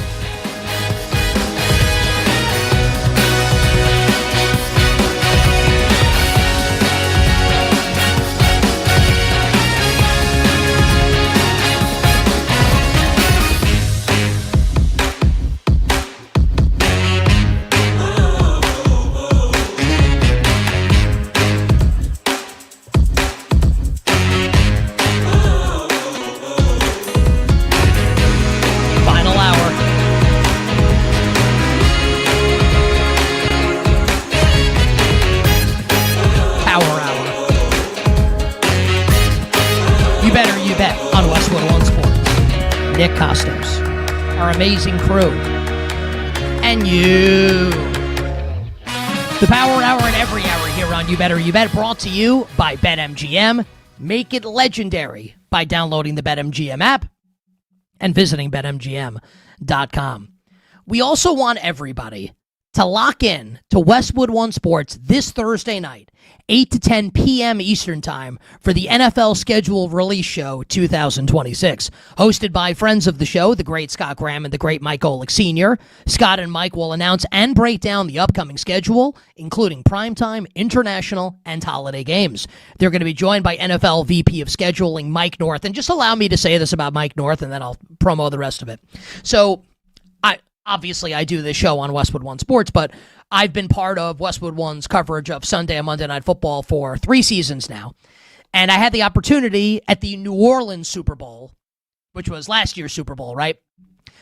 Which was Chiefs-Eagles, with the Eagles winning, to go to the Westwood One Super Bowl party that Friday night in New Orleans. And Mike North spoke at this Super Bowl party. Now, I think, if you're a big sports fan, you've probably seen the name Mike North in print or whatever. Maybe you've heard of him before. He is wildly entertaining. Seriously. I was stunned by how entertaining. I'm not just being a company man when I say that. I obviously want you to listen to the show. I'm partially employed by Westwood One Sports along with Odyssey, right? So yes, it benefits me if you listen to the show, but I'm being sincere. That spot with Mike North is going to be awesome on Thursday night. I guarantee it. It's not going to be what you're expecting. I promise you that. So Mike will join the guys as well as plenty of other great guests. So this Thursday night, when the NFL schedule is released, lock it in to the NFL Schedule Release Show 2026 at 8 p.m. Eastern, right here on Westwood One Sports with the great Scott Graham and the great Mike Golick. It's... Did it earlier in the show. Giants-Cowboys, Week 1 Sunday Night Football at the Jersey Meadowlands, and I want my Giants to win that game. I feel like Dallas is just way better. And just, here's the thing with the Giants, and I didn't do this earlier, just because, my point was just, I think Dallas is Super Bowl ready, perhaps, and the Giants aren't. This needs to be said about the Giants, and, herein lies some theoretical upside for Big Blue. Are we sure Jackson Dart is good? That doesn't mean he's bad at all. The fact that John Harbaugh desperately wanted to coach Jackson Dart is probably a good sign. But I'm asking this question sincerely. Are we sure, absolutely positive Jackson Dart's good? I think he's going to be good. I think so. We don't know the answer to that question. I don't know how the season's going to go for the Giants. I'm optimistic. It could go poorly. I'm pretty confident in how this season's going to go for the Cowboys. As long as Dak Prescott's healthy, and obviously you need CeeDee Lamb and George Pickens healthy, they're the engines of this offense, how is Dallas not going to be good? How are they not going to be good? The Cowboys open a 1.5-point road favorite at the Giants, and I think that line's a little short. I think that line needs to be close to 3, if not 3. And my sense is that as we approach kickoff on the opening Sunday night game of the year, the Dallas Cowboys will be the preferred choice in the betting market. Again, assuming health. I hadn't seen it yet until this morning because, the news breaks about an hour before the show, around 8 a.m. Eastern time this morning, right? We come on at 9. I have now notifications turned on my phone for Twitter for all the various insiders. And ESPN's Adam Schefter tweets Giants Cowboys. I'm like, okay, great. I'd love to know what the betting line is, right? Just because it's fun conversation for the show, and also, like, I love to bet. And in my head, I have a pretty strong take that I think Dallas needs to be, if not 3, close to it. And maybe they'll get there, right? So I'm refreshing BetMGM. I'm refreshing some of the other domestics just because I want to see what the line is, right? I actually did not know that there was a line for Niners-Rams, which is the opening. And again, in case you've forgotten, the Seahawks will open their Super Bowl defense. That'll be the first game of the season. That will be on a Wednesday night. So the NFL season this year opens on a Wednesday. And that's because the Niners and the Rams will play in Melbourne, Australia on Friday morning. Because of the time difference, it will air on Thursday night, right? So Wednesday night will be Seahawks probably against the Bears. That's not confirmed, but that's the rumor. Seahawks, Bears in Seattle opening Wednesday night. And then we will get the Rams and the 49ers in game numero dos in Australia. That is a neutral site game, obviously. The Rams are a juiced 2.5-point favorite against the Niners right now. So we are very close to that being a full Rams -3 against San Francisco. And I know everybody loves the Rams this year. How could you not? I mean that sincerely. Matthew Stafford's going to be back. Trent McDuffie, Jalen Watson. The secondary was the weak link of this team. We talked about it the entire season and in the playoffs also, right? Before the wild card game against Carolina, which the Rams almost lost. Ahead of the divisional round game against the Bears, which, Chicago, a miracle, almost comes back to win the game at the end. And, of course, in the NFC Championship game against Seattle. Secondary is the weak link. Here's Trent McDuffie and Jalen Watson. Pretty good for the Rams to get that done. Now, we can question the Ty Simpson pick at 13th overall, but I mean, if we're going to look at it from the perspective of the Rams traded their first-round pick for Trent McDuffie and then had this opportunity to take a quarterback thanks to the Falcons being idiots the year before, you can understand it, right? Puka's going to be back, and he's apparently on the straight and narrow. And Devontae's towards the end, but look, Devontae's still a damn good player. Million tight ends. We can get to that at some point, either today or this week on the show, about tight ends in the NFL. It's actually an interesting topic of conversation. Jared Verse in the defense. I get the love for the Rams. You're going to give me 49ers +3. I'm on it 100 times out of 100. And I'll continue to reiterate what I've been saying for a while now. The San Francisco 49ers are the most slept-on team in the NFL as far as the Super Bowl is concerned. Like, we're just going to hand-wave away Kyle Shanahan's track record of success because you didn't think they should take Deshaun Stribling with the first pick of the second round, and they took Kalen Black 2 rounds too early at running back. Like, you don't like what they did in the NFL draft because of the quote-unquote consensus big board, so now you think they're going to stink. Really? Really? You can bet against Kyle Shanahan. I would very much like to take 3 points with Kyle Shanahan in week 1 for the 49ers against the Los Angeles Rams. And while we're on the subject of the NFL and LA teams and tight ends, let me hit you with this right now. Because the Rams were kind of the torchbearers for a new offensive revolution in the NFL last season. And the chess match that you have between Shanahan and McVay and Mike McDonald in the NFC West is preposterous. Let me ask everybody a question. And this is not the point of this conversation, but I just want to ask it because I think it's fascinating. If you had to compose a list of the best head coaches in the NFL, how many of the top 5 are in the NFC West? 3? Is it 3 of the top 4 in the NFC? Is that possible? It is, right? Mike McDonald, who's the defensive Sean McVay, the defensive Kyle Shanahan, and then Sean McVay and Kyle Shanahan. Pretty good. So Sean McVay last year starts running tons of 12 personnel, 2 tight ends on the field at the same time, even working in 13 personnel with 3 tight ends on the field. Why is this noteworthy? Because Sean McVay, when he came into the NFL as the head coach of the Rams, but obviously he was in the NFL prior, right? But becomes the coach of the Rams, basically runs an entire season out of 11 personnel. 3 receivers on the field, Jared Goff under center, not in the shotgun, and kind of ushered in a new offensive era to the NFL at that point. So last year, as a result of what the Seahawks and other teams are doing on defense, that is his pivot. You are seeing teams now start to do the same, or want to at least do the same thing. We saw in the NFL draft 9 tight ends go in the first 3 rounds, tying an NFL record. 1 million tight ends going early in the draft. And I'm flipping through my notes here to find, because I wrote them all down before the show. Kenyon Sadiq, Eli Stowers, Nate Borkacher, Max Clare, who goes to the Rams. Sam Roush goes to the Chicago Bears. Oscar Delp. Eli Raridan to the Patriots. So many teams taking tight ends early.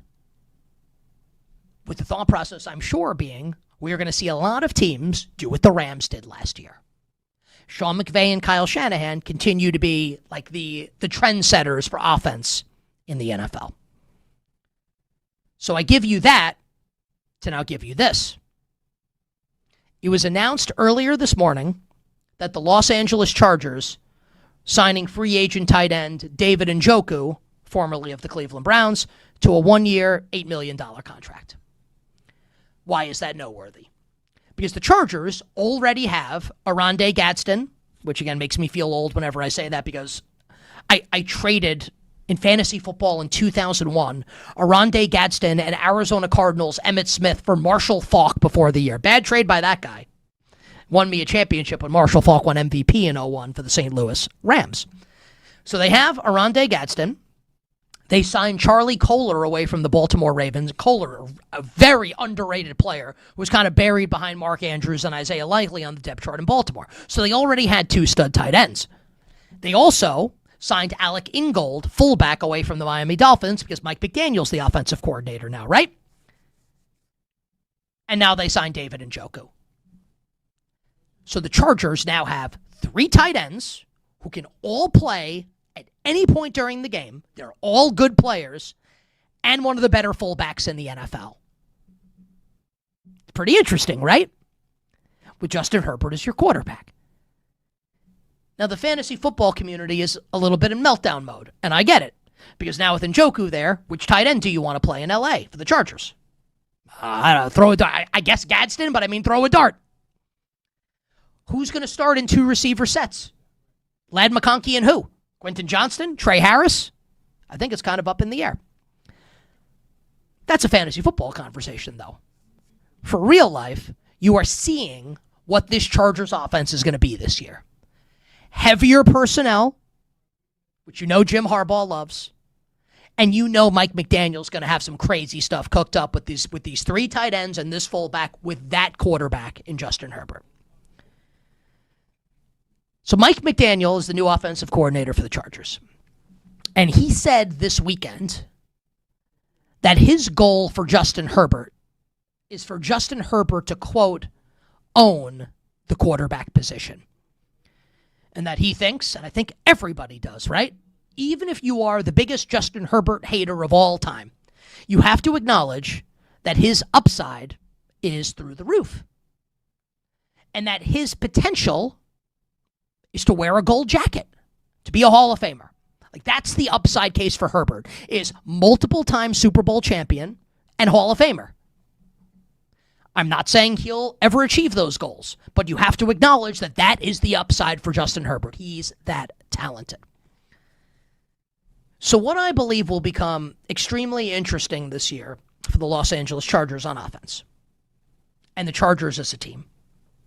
Now, I'm expecting the Chargers to be a playoff team this year in the AFC. What a take, I know. Another year with Jim Harbaugh, like DJ Khaled, all he does is win.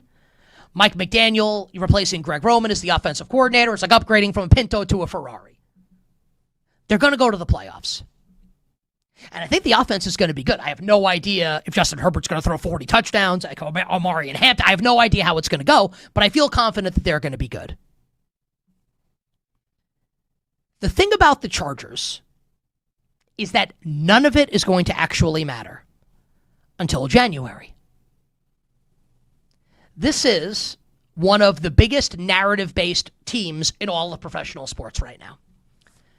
Because the Chargers could go 15-2 in the regular season, win the AFC West, which is loaded.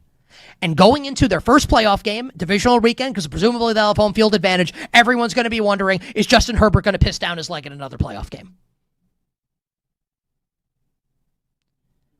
I just told you correctly, right? The upside case for Justin Herbert is to win the Super Bowl, win it maybe a couple times, go to the Hall of Fame. I think that's correct to say. It is also, though, correct to say that Justin Herbert has played the two worst games of his career in the last two playoff games the Chargers have been in. Last year on Wild Card Weekend in Houston, this past January Wild Card Weekend in New England against the Patriots. He was objectively, not subjectively, objectively, he's bad in those games. And if you want to argue otherwise, I don't know what to tell you. You're wrong. Sorry. I don't say that with glee or displeasure. It's just stating a fact. Like I'm saying the sky is blue. He was bad in those games. He could be MVP this season. The Chargers could go 15-2. They could look like world beaters. They could be the overwhelming favorite to win the Super Bowl midway through the season by the time we get to the NFL playoffs. None of it's going to matter until he wins that playoff game. None of it is going to matter until he wins that playoff game. And that's a fascinating place for the Los Angeles Chargers to be in right now. You bet on this Monday. Nick Kostos and you, Westwood One Sports. Our friend Zach Harper will join us in just a little bit on the show. But want to sneak in some National Hockey League. Because we have a couple interesting developments right now in the Stanley Cup playoffs. And look, we could talk about the Vegas-Anaheim series. The Ducks win last night. We're 2-2 going back to Sin City. My expectation is that the Knights will win that series and move on to the Western Conference Final.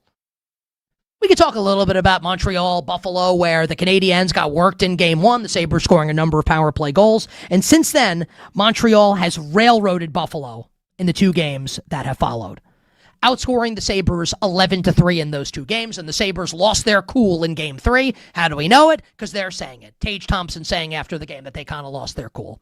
So Montreal 2 wins away now from an Eastern Conference Final. But what I think is truly fascinating right now in the Stanley Cup playoffs revolve around the two favorites, the Carolina Hurricanes in the East and the Colorado Avalanche in the West. Carolina this weekend swept, and not a great sports weekend for Philly, swept the Philadelphia Flyers. What a take by me that the Flyers would win that series. Lost some money on that series, I did. They swept the Flyers. Carolina will move into the Eastern Conference Final at 8-0 in this postseason,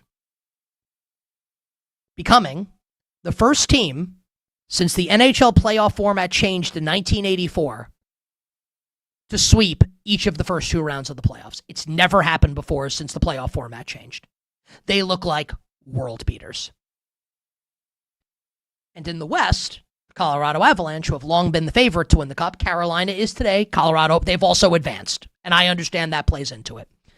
Colorado lost Game 3 on the road in Minnesota, 5-1. And in that game, goalie Scott Wedgwood, who is a career backup who was magnificent. I'm not trying to take anything away from him. I'm stating a fact. He's a career backup prior to this year when he's amazing for the best team in hockey, right? He's brutal in the game in Game 3. He gets pulled, and another Wood comes in, Mackenzie Blackwood. So we have Scott Wedgwood and Mackenzie Blackwood. Insert jokes here. We'll see who starts in Game 4 for Colorado. But this now injects a level of uncertainty into the equation, right? Where Carolina, all of a sudden, looks like the more stable team than Colorado with Freddie Anderson in net. My opinion is that this now provides us with a betting opportunity. This is both a betting take and a sports take. Colorado, and again, part of the reason this is the case, or the majority of the reason, is because Carolina has advanced. Colorado has not. Carolina is the favorite right now to win the Stanley Cup. I think Colorado's winning. I don't like Carolina to win the Cup. And they could win the East. They could beat Montreal. If and when they play Colorado, I love the Avs in that series. Let's look at, since Rod Brindamore, who's done a tremendous job as Hurricanes coach, their playoff record since Brind'Amour, and they make the playoffs every year. That needs to be said, right? 2019, Eastern Conference Final, swept by the Boston Bruins. Next year, lose to the Bruins in 5 in the second round. Year after, lose in the second round to Tampa in 5. Next year, lose in the second round to the Rangers in 5.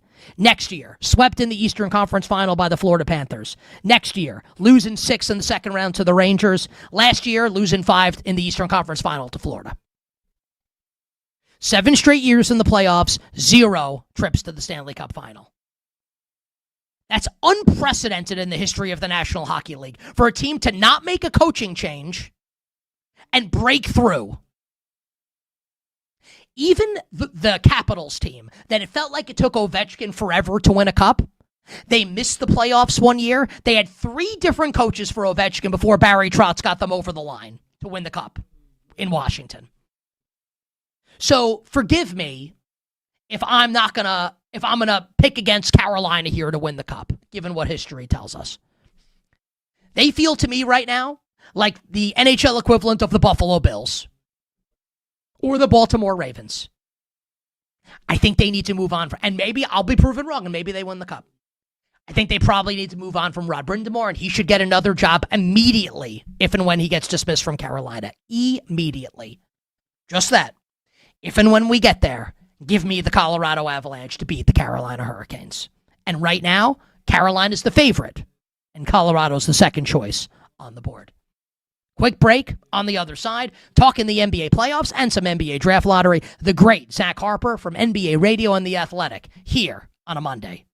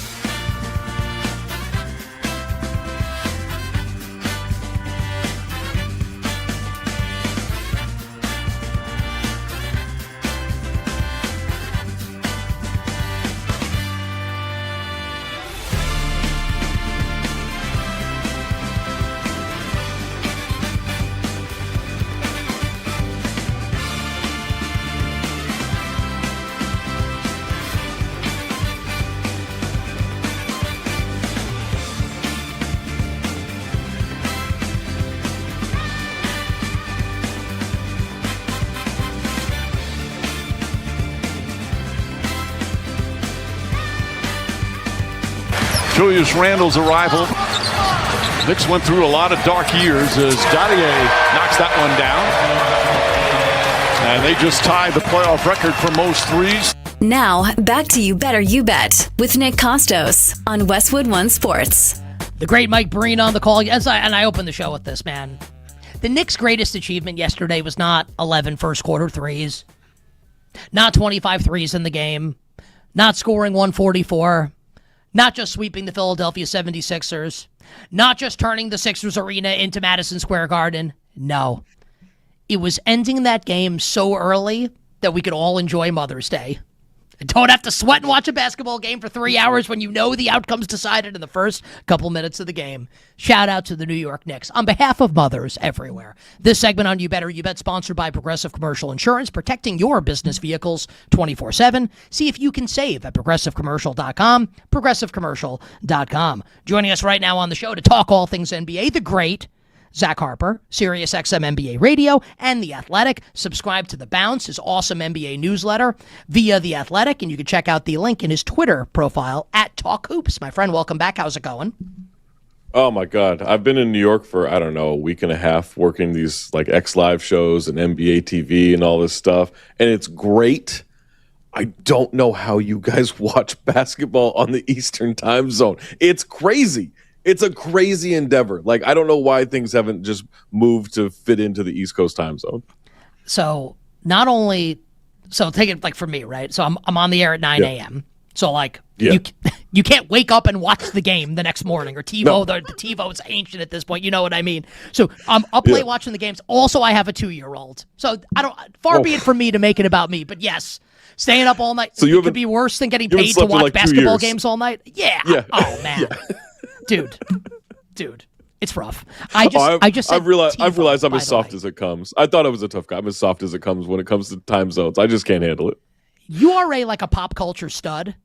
How bad was my TiVo reference just now? It was really bad, right? Instead of DVR? Well, my dad still says TiVo, and he's 82. I'm 42. Yeah, so I would say I kind of feel like where the next 40 years are going for it. They're good. They're really good. Bro, I don't sleep. It's because I don't sleep. That's why I give you TiVo on a Monday morning instead of DVR on a Monday morning, because all these games end so damn late. Anyway, let's talk about the games. Now look, you're not a Knicks fan. I am. I've said that I think this is the best Knicks team of my lifetime. I think they're unbelievable. Zero excuse for them to not go to at least the NBA Finals. I don't know if I could say no excuse for them not to win it. I think OKC's better. Where are you at right now on the ceiling for the New York Knicks? Yeah, I mean the floor should be the NBA Finals because, no offense to Detroit and Cleveland, but I'm about to offend you. They're not very good in terms of playoff teams, right? These are regular season good teams, and then we've seen a lot of holes in the postseason so far. The Knicks are by far the best team left in the East, and they're probably going to be the best team even if Boston was really good. That was going to be a good challenge if they got past the Sixers, but also you blow 3-1 lead to the Sixers, maybe you're not as good as we thought you were. This Knicks team is awesome offensively. They figured out a lot defensively. They put some interesting matchups out there into, what you have to do now that they're running things through Cat in the high post or, out on the perimeter. They've really altered things in a way that makes them almost unguardable.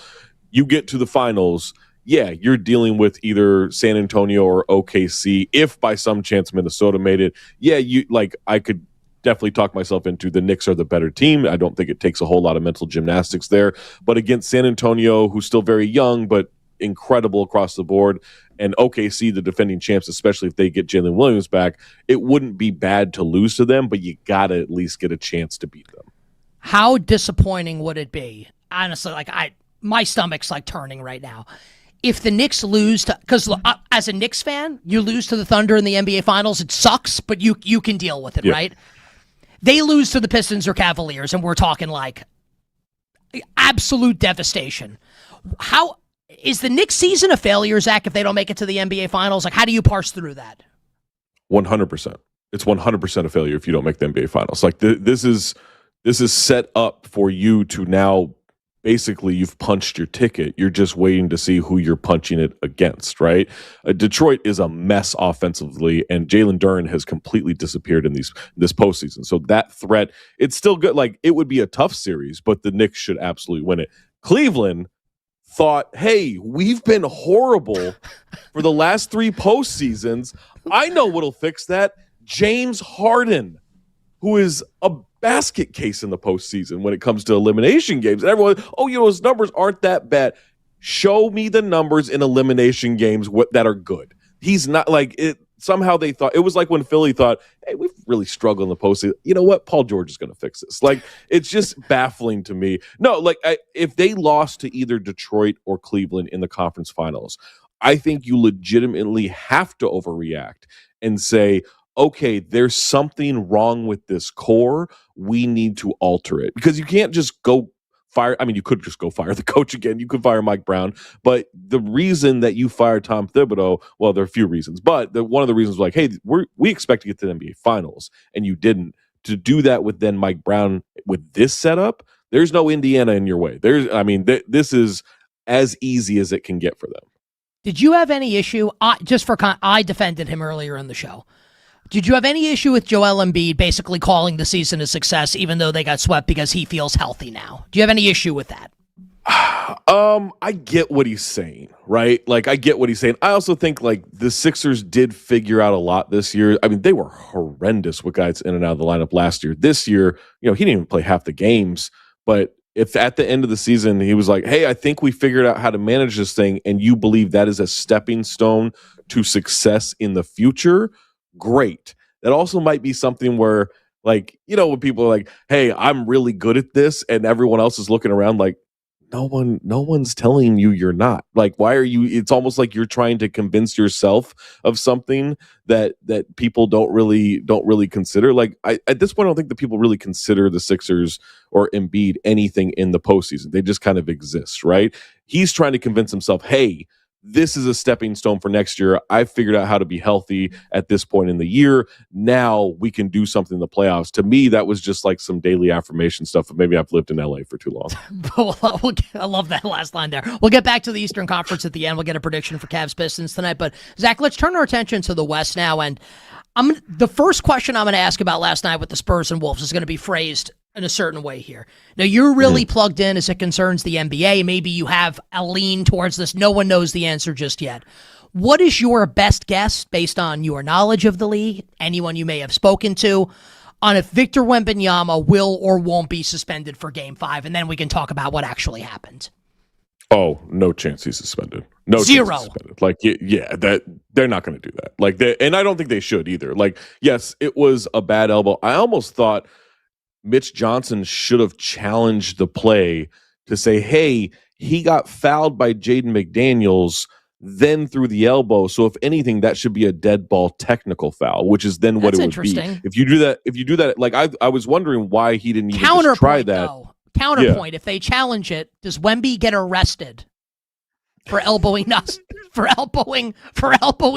Reed literally in the throat? I mean, look. Thankfully, Nas is fine. Nas is a tough dude. Wemby, a little sick of of getting beat up by Julius Randle and these guys. Like, I get it physically. They were all over him in this series, and in Game 2 and Game 3, it didn't matter. He just killed them. So they're still trying to use that strategy of like, all right, just be rough with him. He finally was like, okay, that's enough. But the funniest part of that is the Dylan Harper reaction in the background of him just wide-eyed, like, oh my God, like that. Look, no offense to Nas, I will watch that a million times because that reaction, it was so funny. It was great. Like, you look like Steve Urkel, and I don't mean like a nerd, but he's doing like comedic acting. Like, that could have been like in a sitcom or in a movie. It's unbelievable from Dylan Harper. All right. So the Anthony Edwards is awesome down the stretch, and like the Spurs almost wolved the Wolves, like winning without their best players. I thought if you're a Spurs fan, the fact that they almost won that game, they were ahead to start the fourth quarter without Wemby. Yeah. A pretty impressive effort by San Antonio. Now the series will shift back obviously to San Antonio for Game 5, and now it's best of 3 with the Spurs having home court. Series tied at 2. What do you think happens rest of the way? And we are assuming for the purposes of this conversation, Zach, no suspension, obviously, for Wemby. What happens with the Spurs and the Wolves in your estimation? Yeah, again, I would be as shocked as it gets if Wemby was suspended for Game 5. I don't think he should be. It's interesting because the Spurs team's still trying to figure things out, right? They're so good, but they're so young the Wolves have been in this position before, 2-2 against a better team in a series, and even lost game 5 on the road and come back and win the series. That's what they did against Denver in 2024. Remember, like, they won the first 2 games in Denver, then they lost 2 games in Minneapolis, went back to Denver, lost game 5. Anthony Edwards told all the arena attendants, hey, I'll see you guys in game 7. They go win game 6 at home. They win game 7 on the road. I could see that happening. I do think because of Ant's injury, look, he's been great the last 2 games. You would never know by the numbers he's injured. He's clearly playing on one leg. I mean, there were times last night he's getting into the lane, but there were a couple of plays at the rim where if he's healthy, he's punching that home. Instead, he's laying it up. He's getting around defenders. He's getting around arms instead of just going over and going through them. So I think Ant, it's asking a lot. I think Jaden McDaniels can't really figure out this Spurs defense. He has really regressed in this series from what we saw in the regular season. Julius Randle was a basket case in the first half last night. Like he was terrible. I think the Spurs will win it, but I do think this is probably going 7. You bet on this Monday. Nick Kostos and you, Westwood One Sports, joined by our friend Zach Harper, NBA Radio and The Athletic on Twitter @TalkHoops. Zach, will tonight, and whether maybe you think the Lakers win tonight, I'll phrase the question this way. Thunder are 10.5-point road favorites. Is tonight LeBron James' last game as a Los Angeles Laker, and why? I've been talking about this a lot the last couple of days. I don't think it is. I think he'll come back, but I think it's going to have to be at a discount. I don't know what the market is for a 41-year-old Well, they can't afford him, right? Because they're going to give Reeves the max, right? Which I wouldn't do that either. Not that he's not worth the max. I just think you load up your backcourt with $100 million of salary between Luka Doncic and Austin Reeves. Phenomenal for scoring. We get to the postseason. That's tough to design a defense around and fill in role players. But in terms of LeBron, yeah, I think he sees like, all right, I don't really want to go anywhere. The whole go back to Cleveland, you're going to go back to that Cleveland team? No. Go play with the Warriors at such a discount where you're basically making league minimum? No, I don't see that happening. They're still, and I don't say this in a negative way, there's still ego involved. There's still pride involved. He's still going to look at himself as more than a minimum player, and that stuff matters to players at any stage in their career. I think with LeBron, it makes sense to stay at a discount. You give a little bit of flexibility to try to bring in some of those role players, and you just say, hey, when we get around to the postseason and Luka's not dealing with a hamstring injury, look at what we did the last couple of months of the season before he got hurt. I think you have to believe in that if you're LeBron, and I think you have to believe in that if you're the Lakers. You just got to bring in some better big men than DeAndre Ayton and Jackson Hayes. And what's funny about this, right, and I'm kind of, as you're giving that answer, I'm kind of playing it out in my head. Doesn't it feel, I'm guessing you'll agree with this. Let's say that happens. LeBron signs for a lot less money. The Lakers are able to fortify the roster. They give Austin Reeves a lot of money. And things go well next year for the Lakers. Isn't that kind of like LeBron rewriting his legacy and his chapter as a Laker? And I kind of think, because he, right, wrong, or indifferent, right? And you live in LA. I'm sure you know this, right? Mm-hmm. He's never been beloved as a Laker. It's always, well, he's not Kobe. Like, okay, fine. But if he does that, doesn't it feel like he kind of endears himself a little bit more to Lakers fans? I think so. I think that stuff matters. I think trying to set up in like a legitimate passing of the torch, right? Like they tried to pass the torch to AD. AD didn't want it. Like AD's great, but he didn't want to be the guy, in my opinion, from what I saw. So in terms of what the Lakers can do here, I mean, even though LeBron brought them a title in 2020, there's still people like, it was the bubble. We didn't get a parade. Like, you didn't get the normal celebration of it. Anthony Davis talks about that all the time. Like, hey, I still want my parade for win a championship and get that feeling.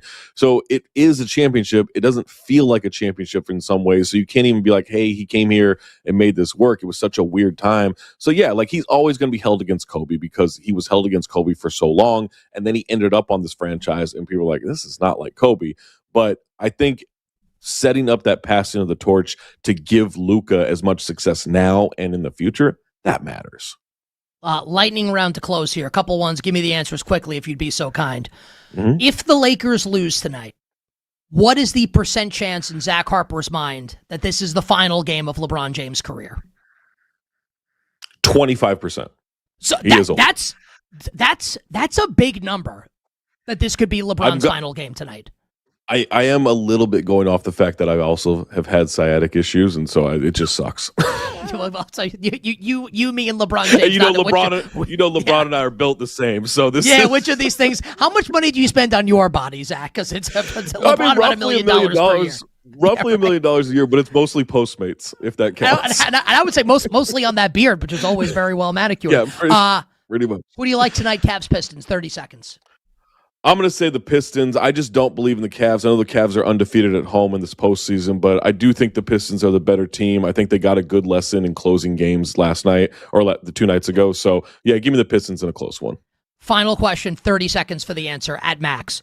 Cade Cunningham is the blank best player remaining in the Eastern Conference playoffs.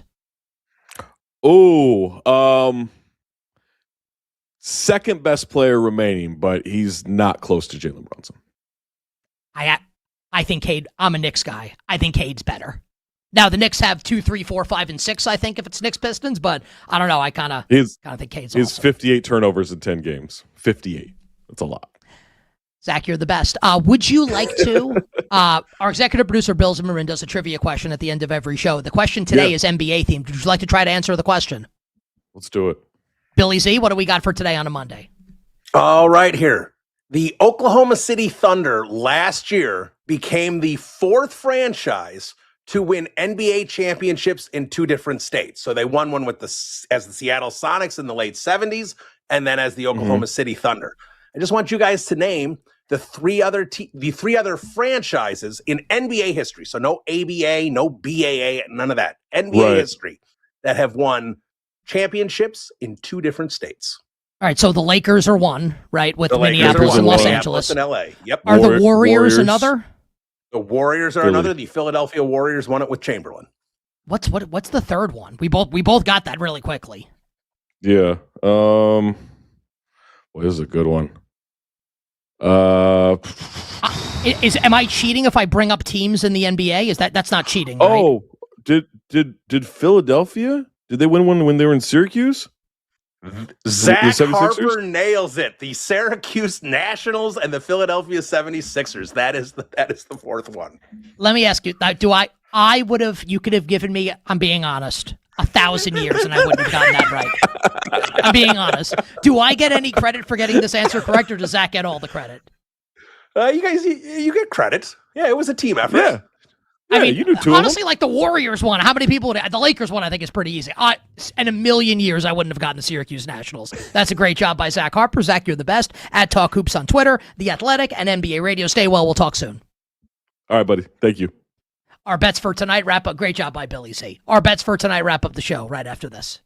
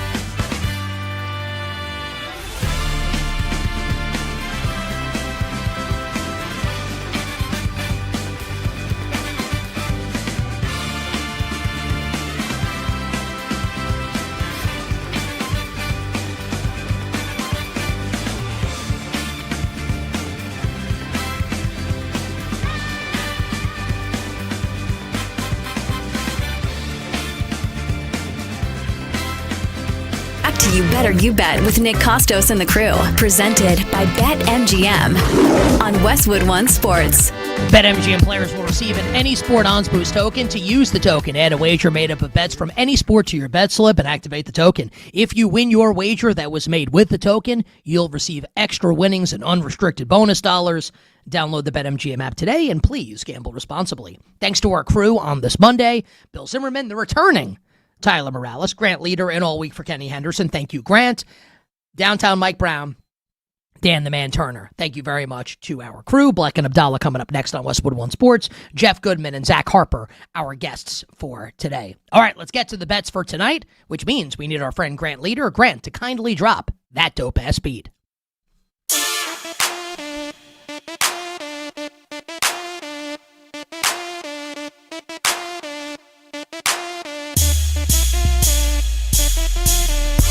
All right, let's make this really simple.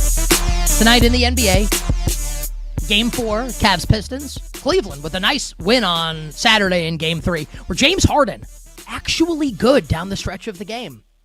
Actually good. Donovan Mitchell, 30-plus points. Looked pretty healthy to me. My best guess in that series is Pistons in 7.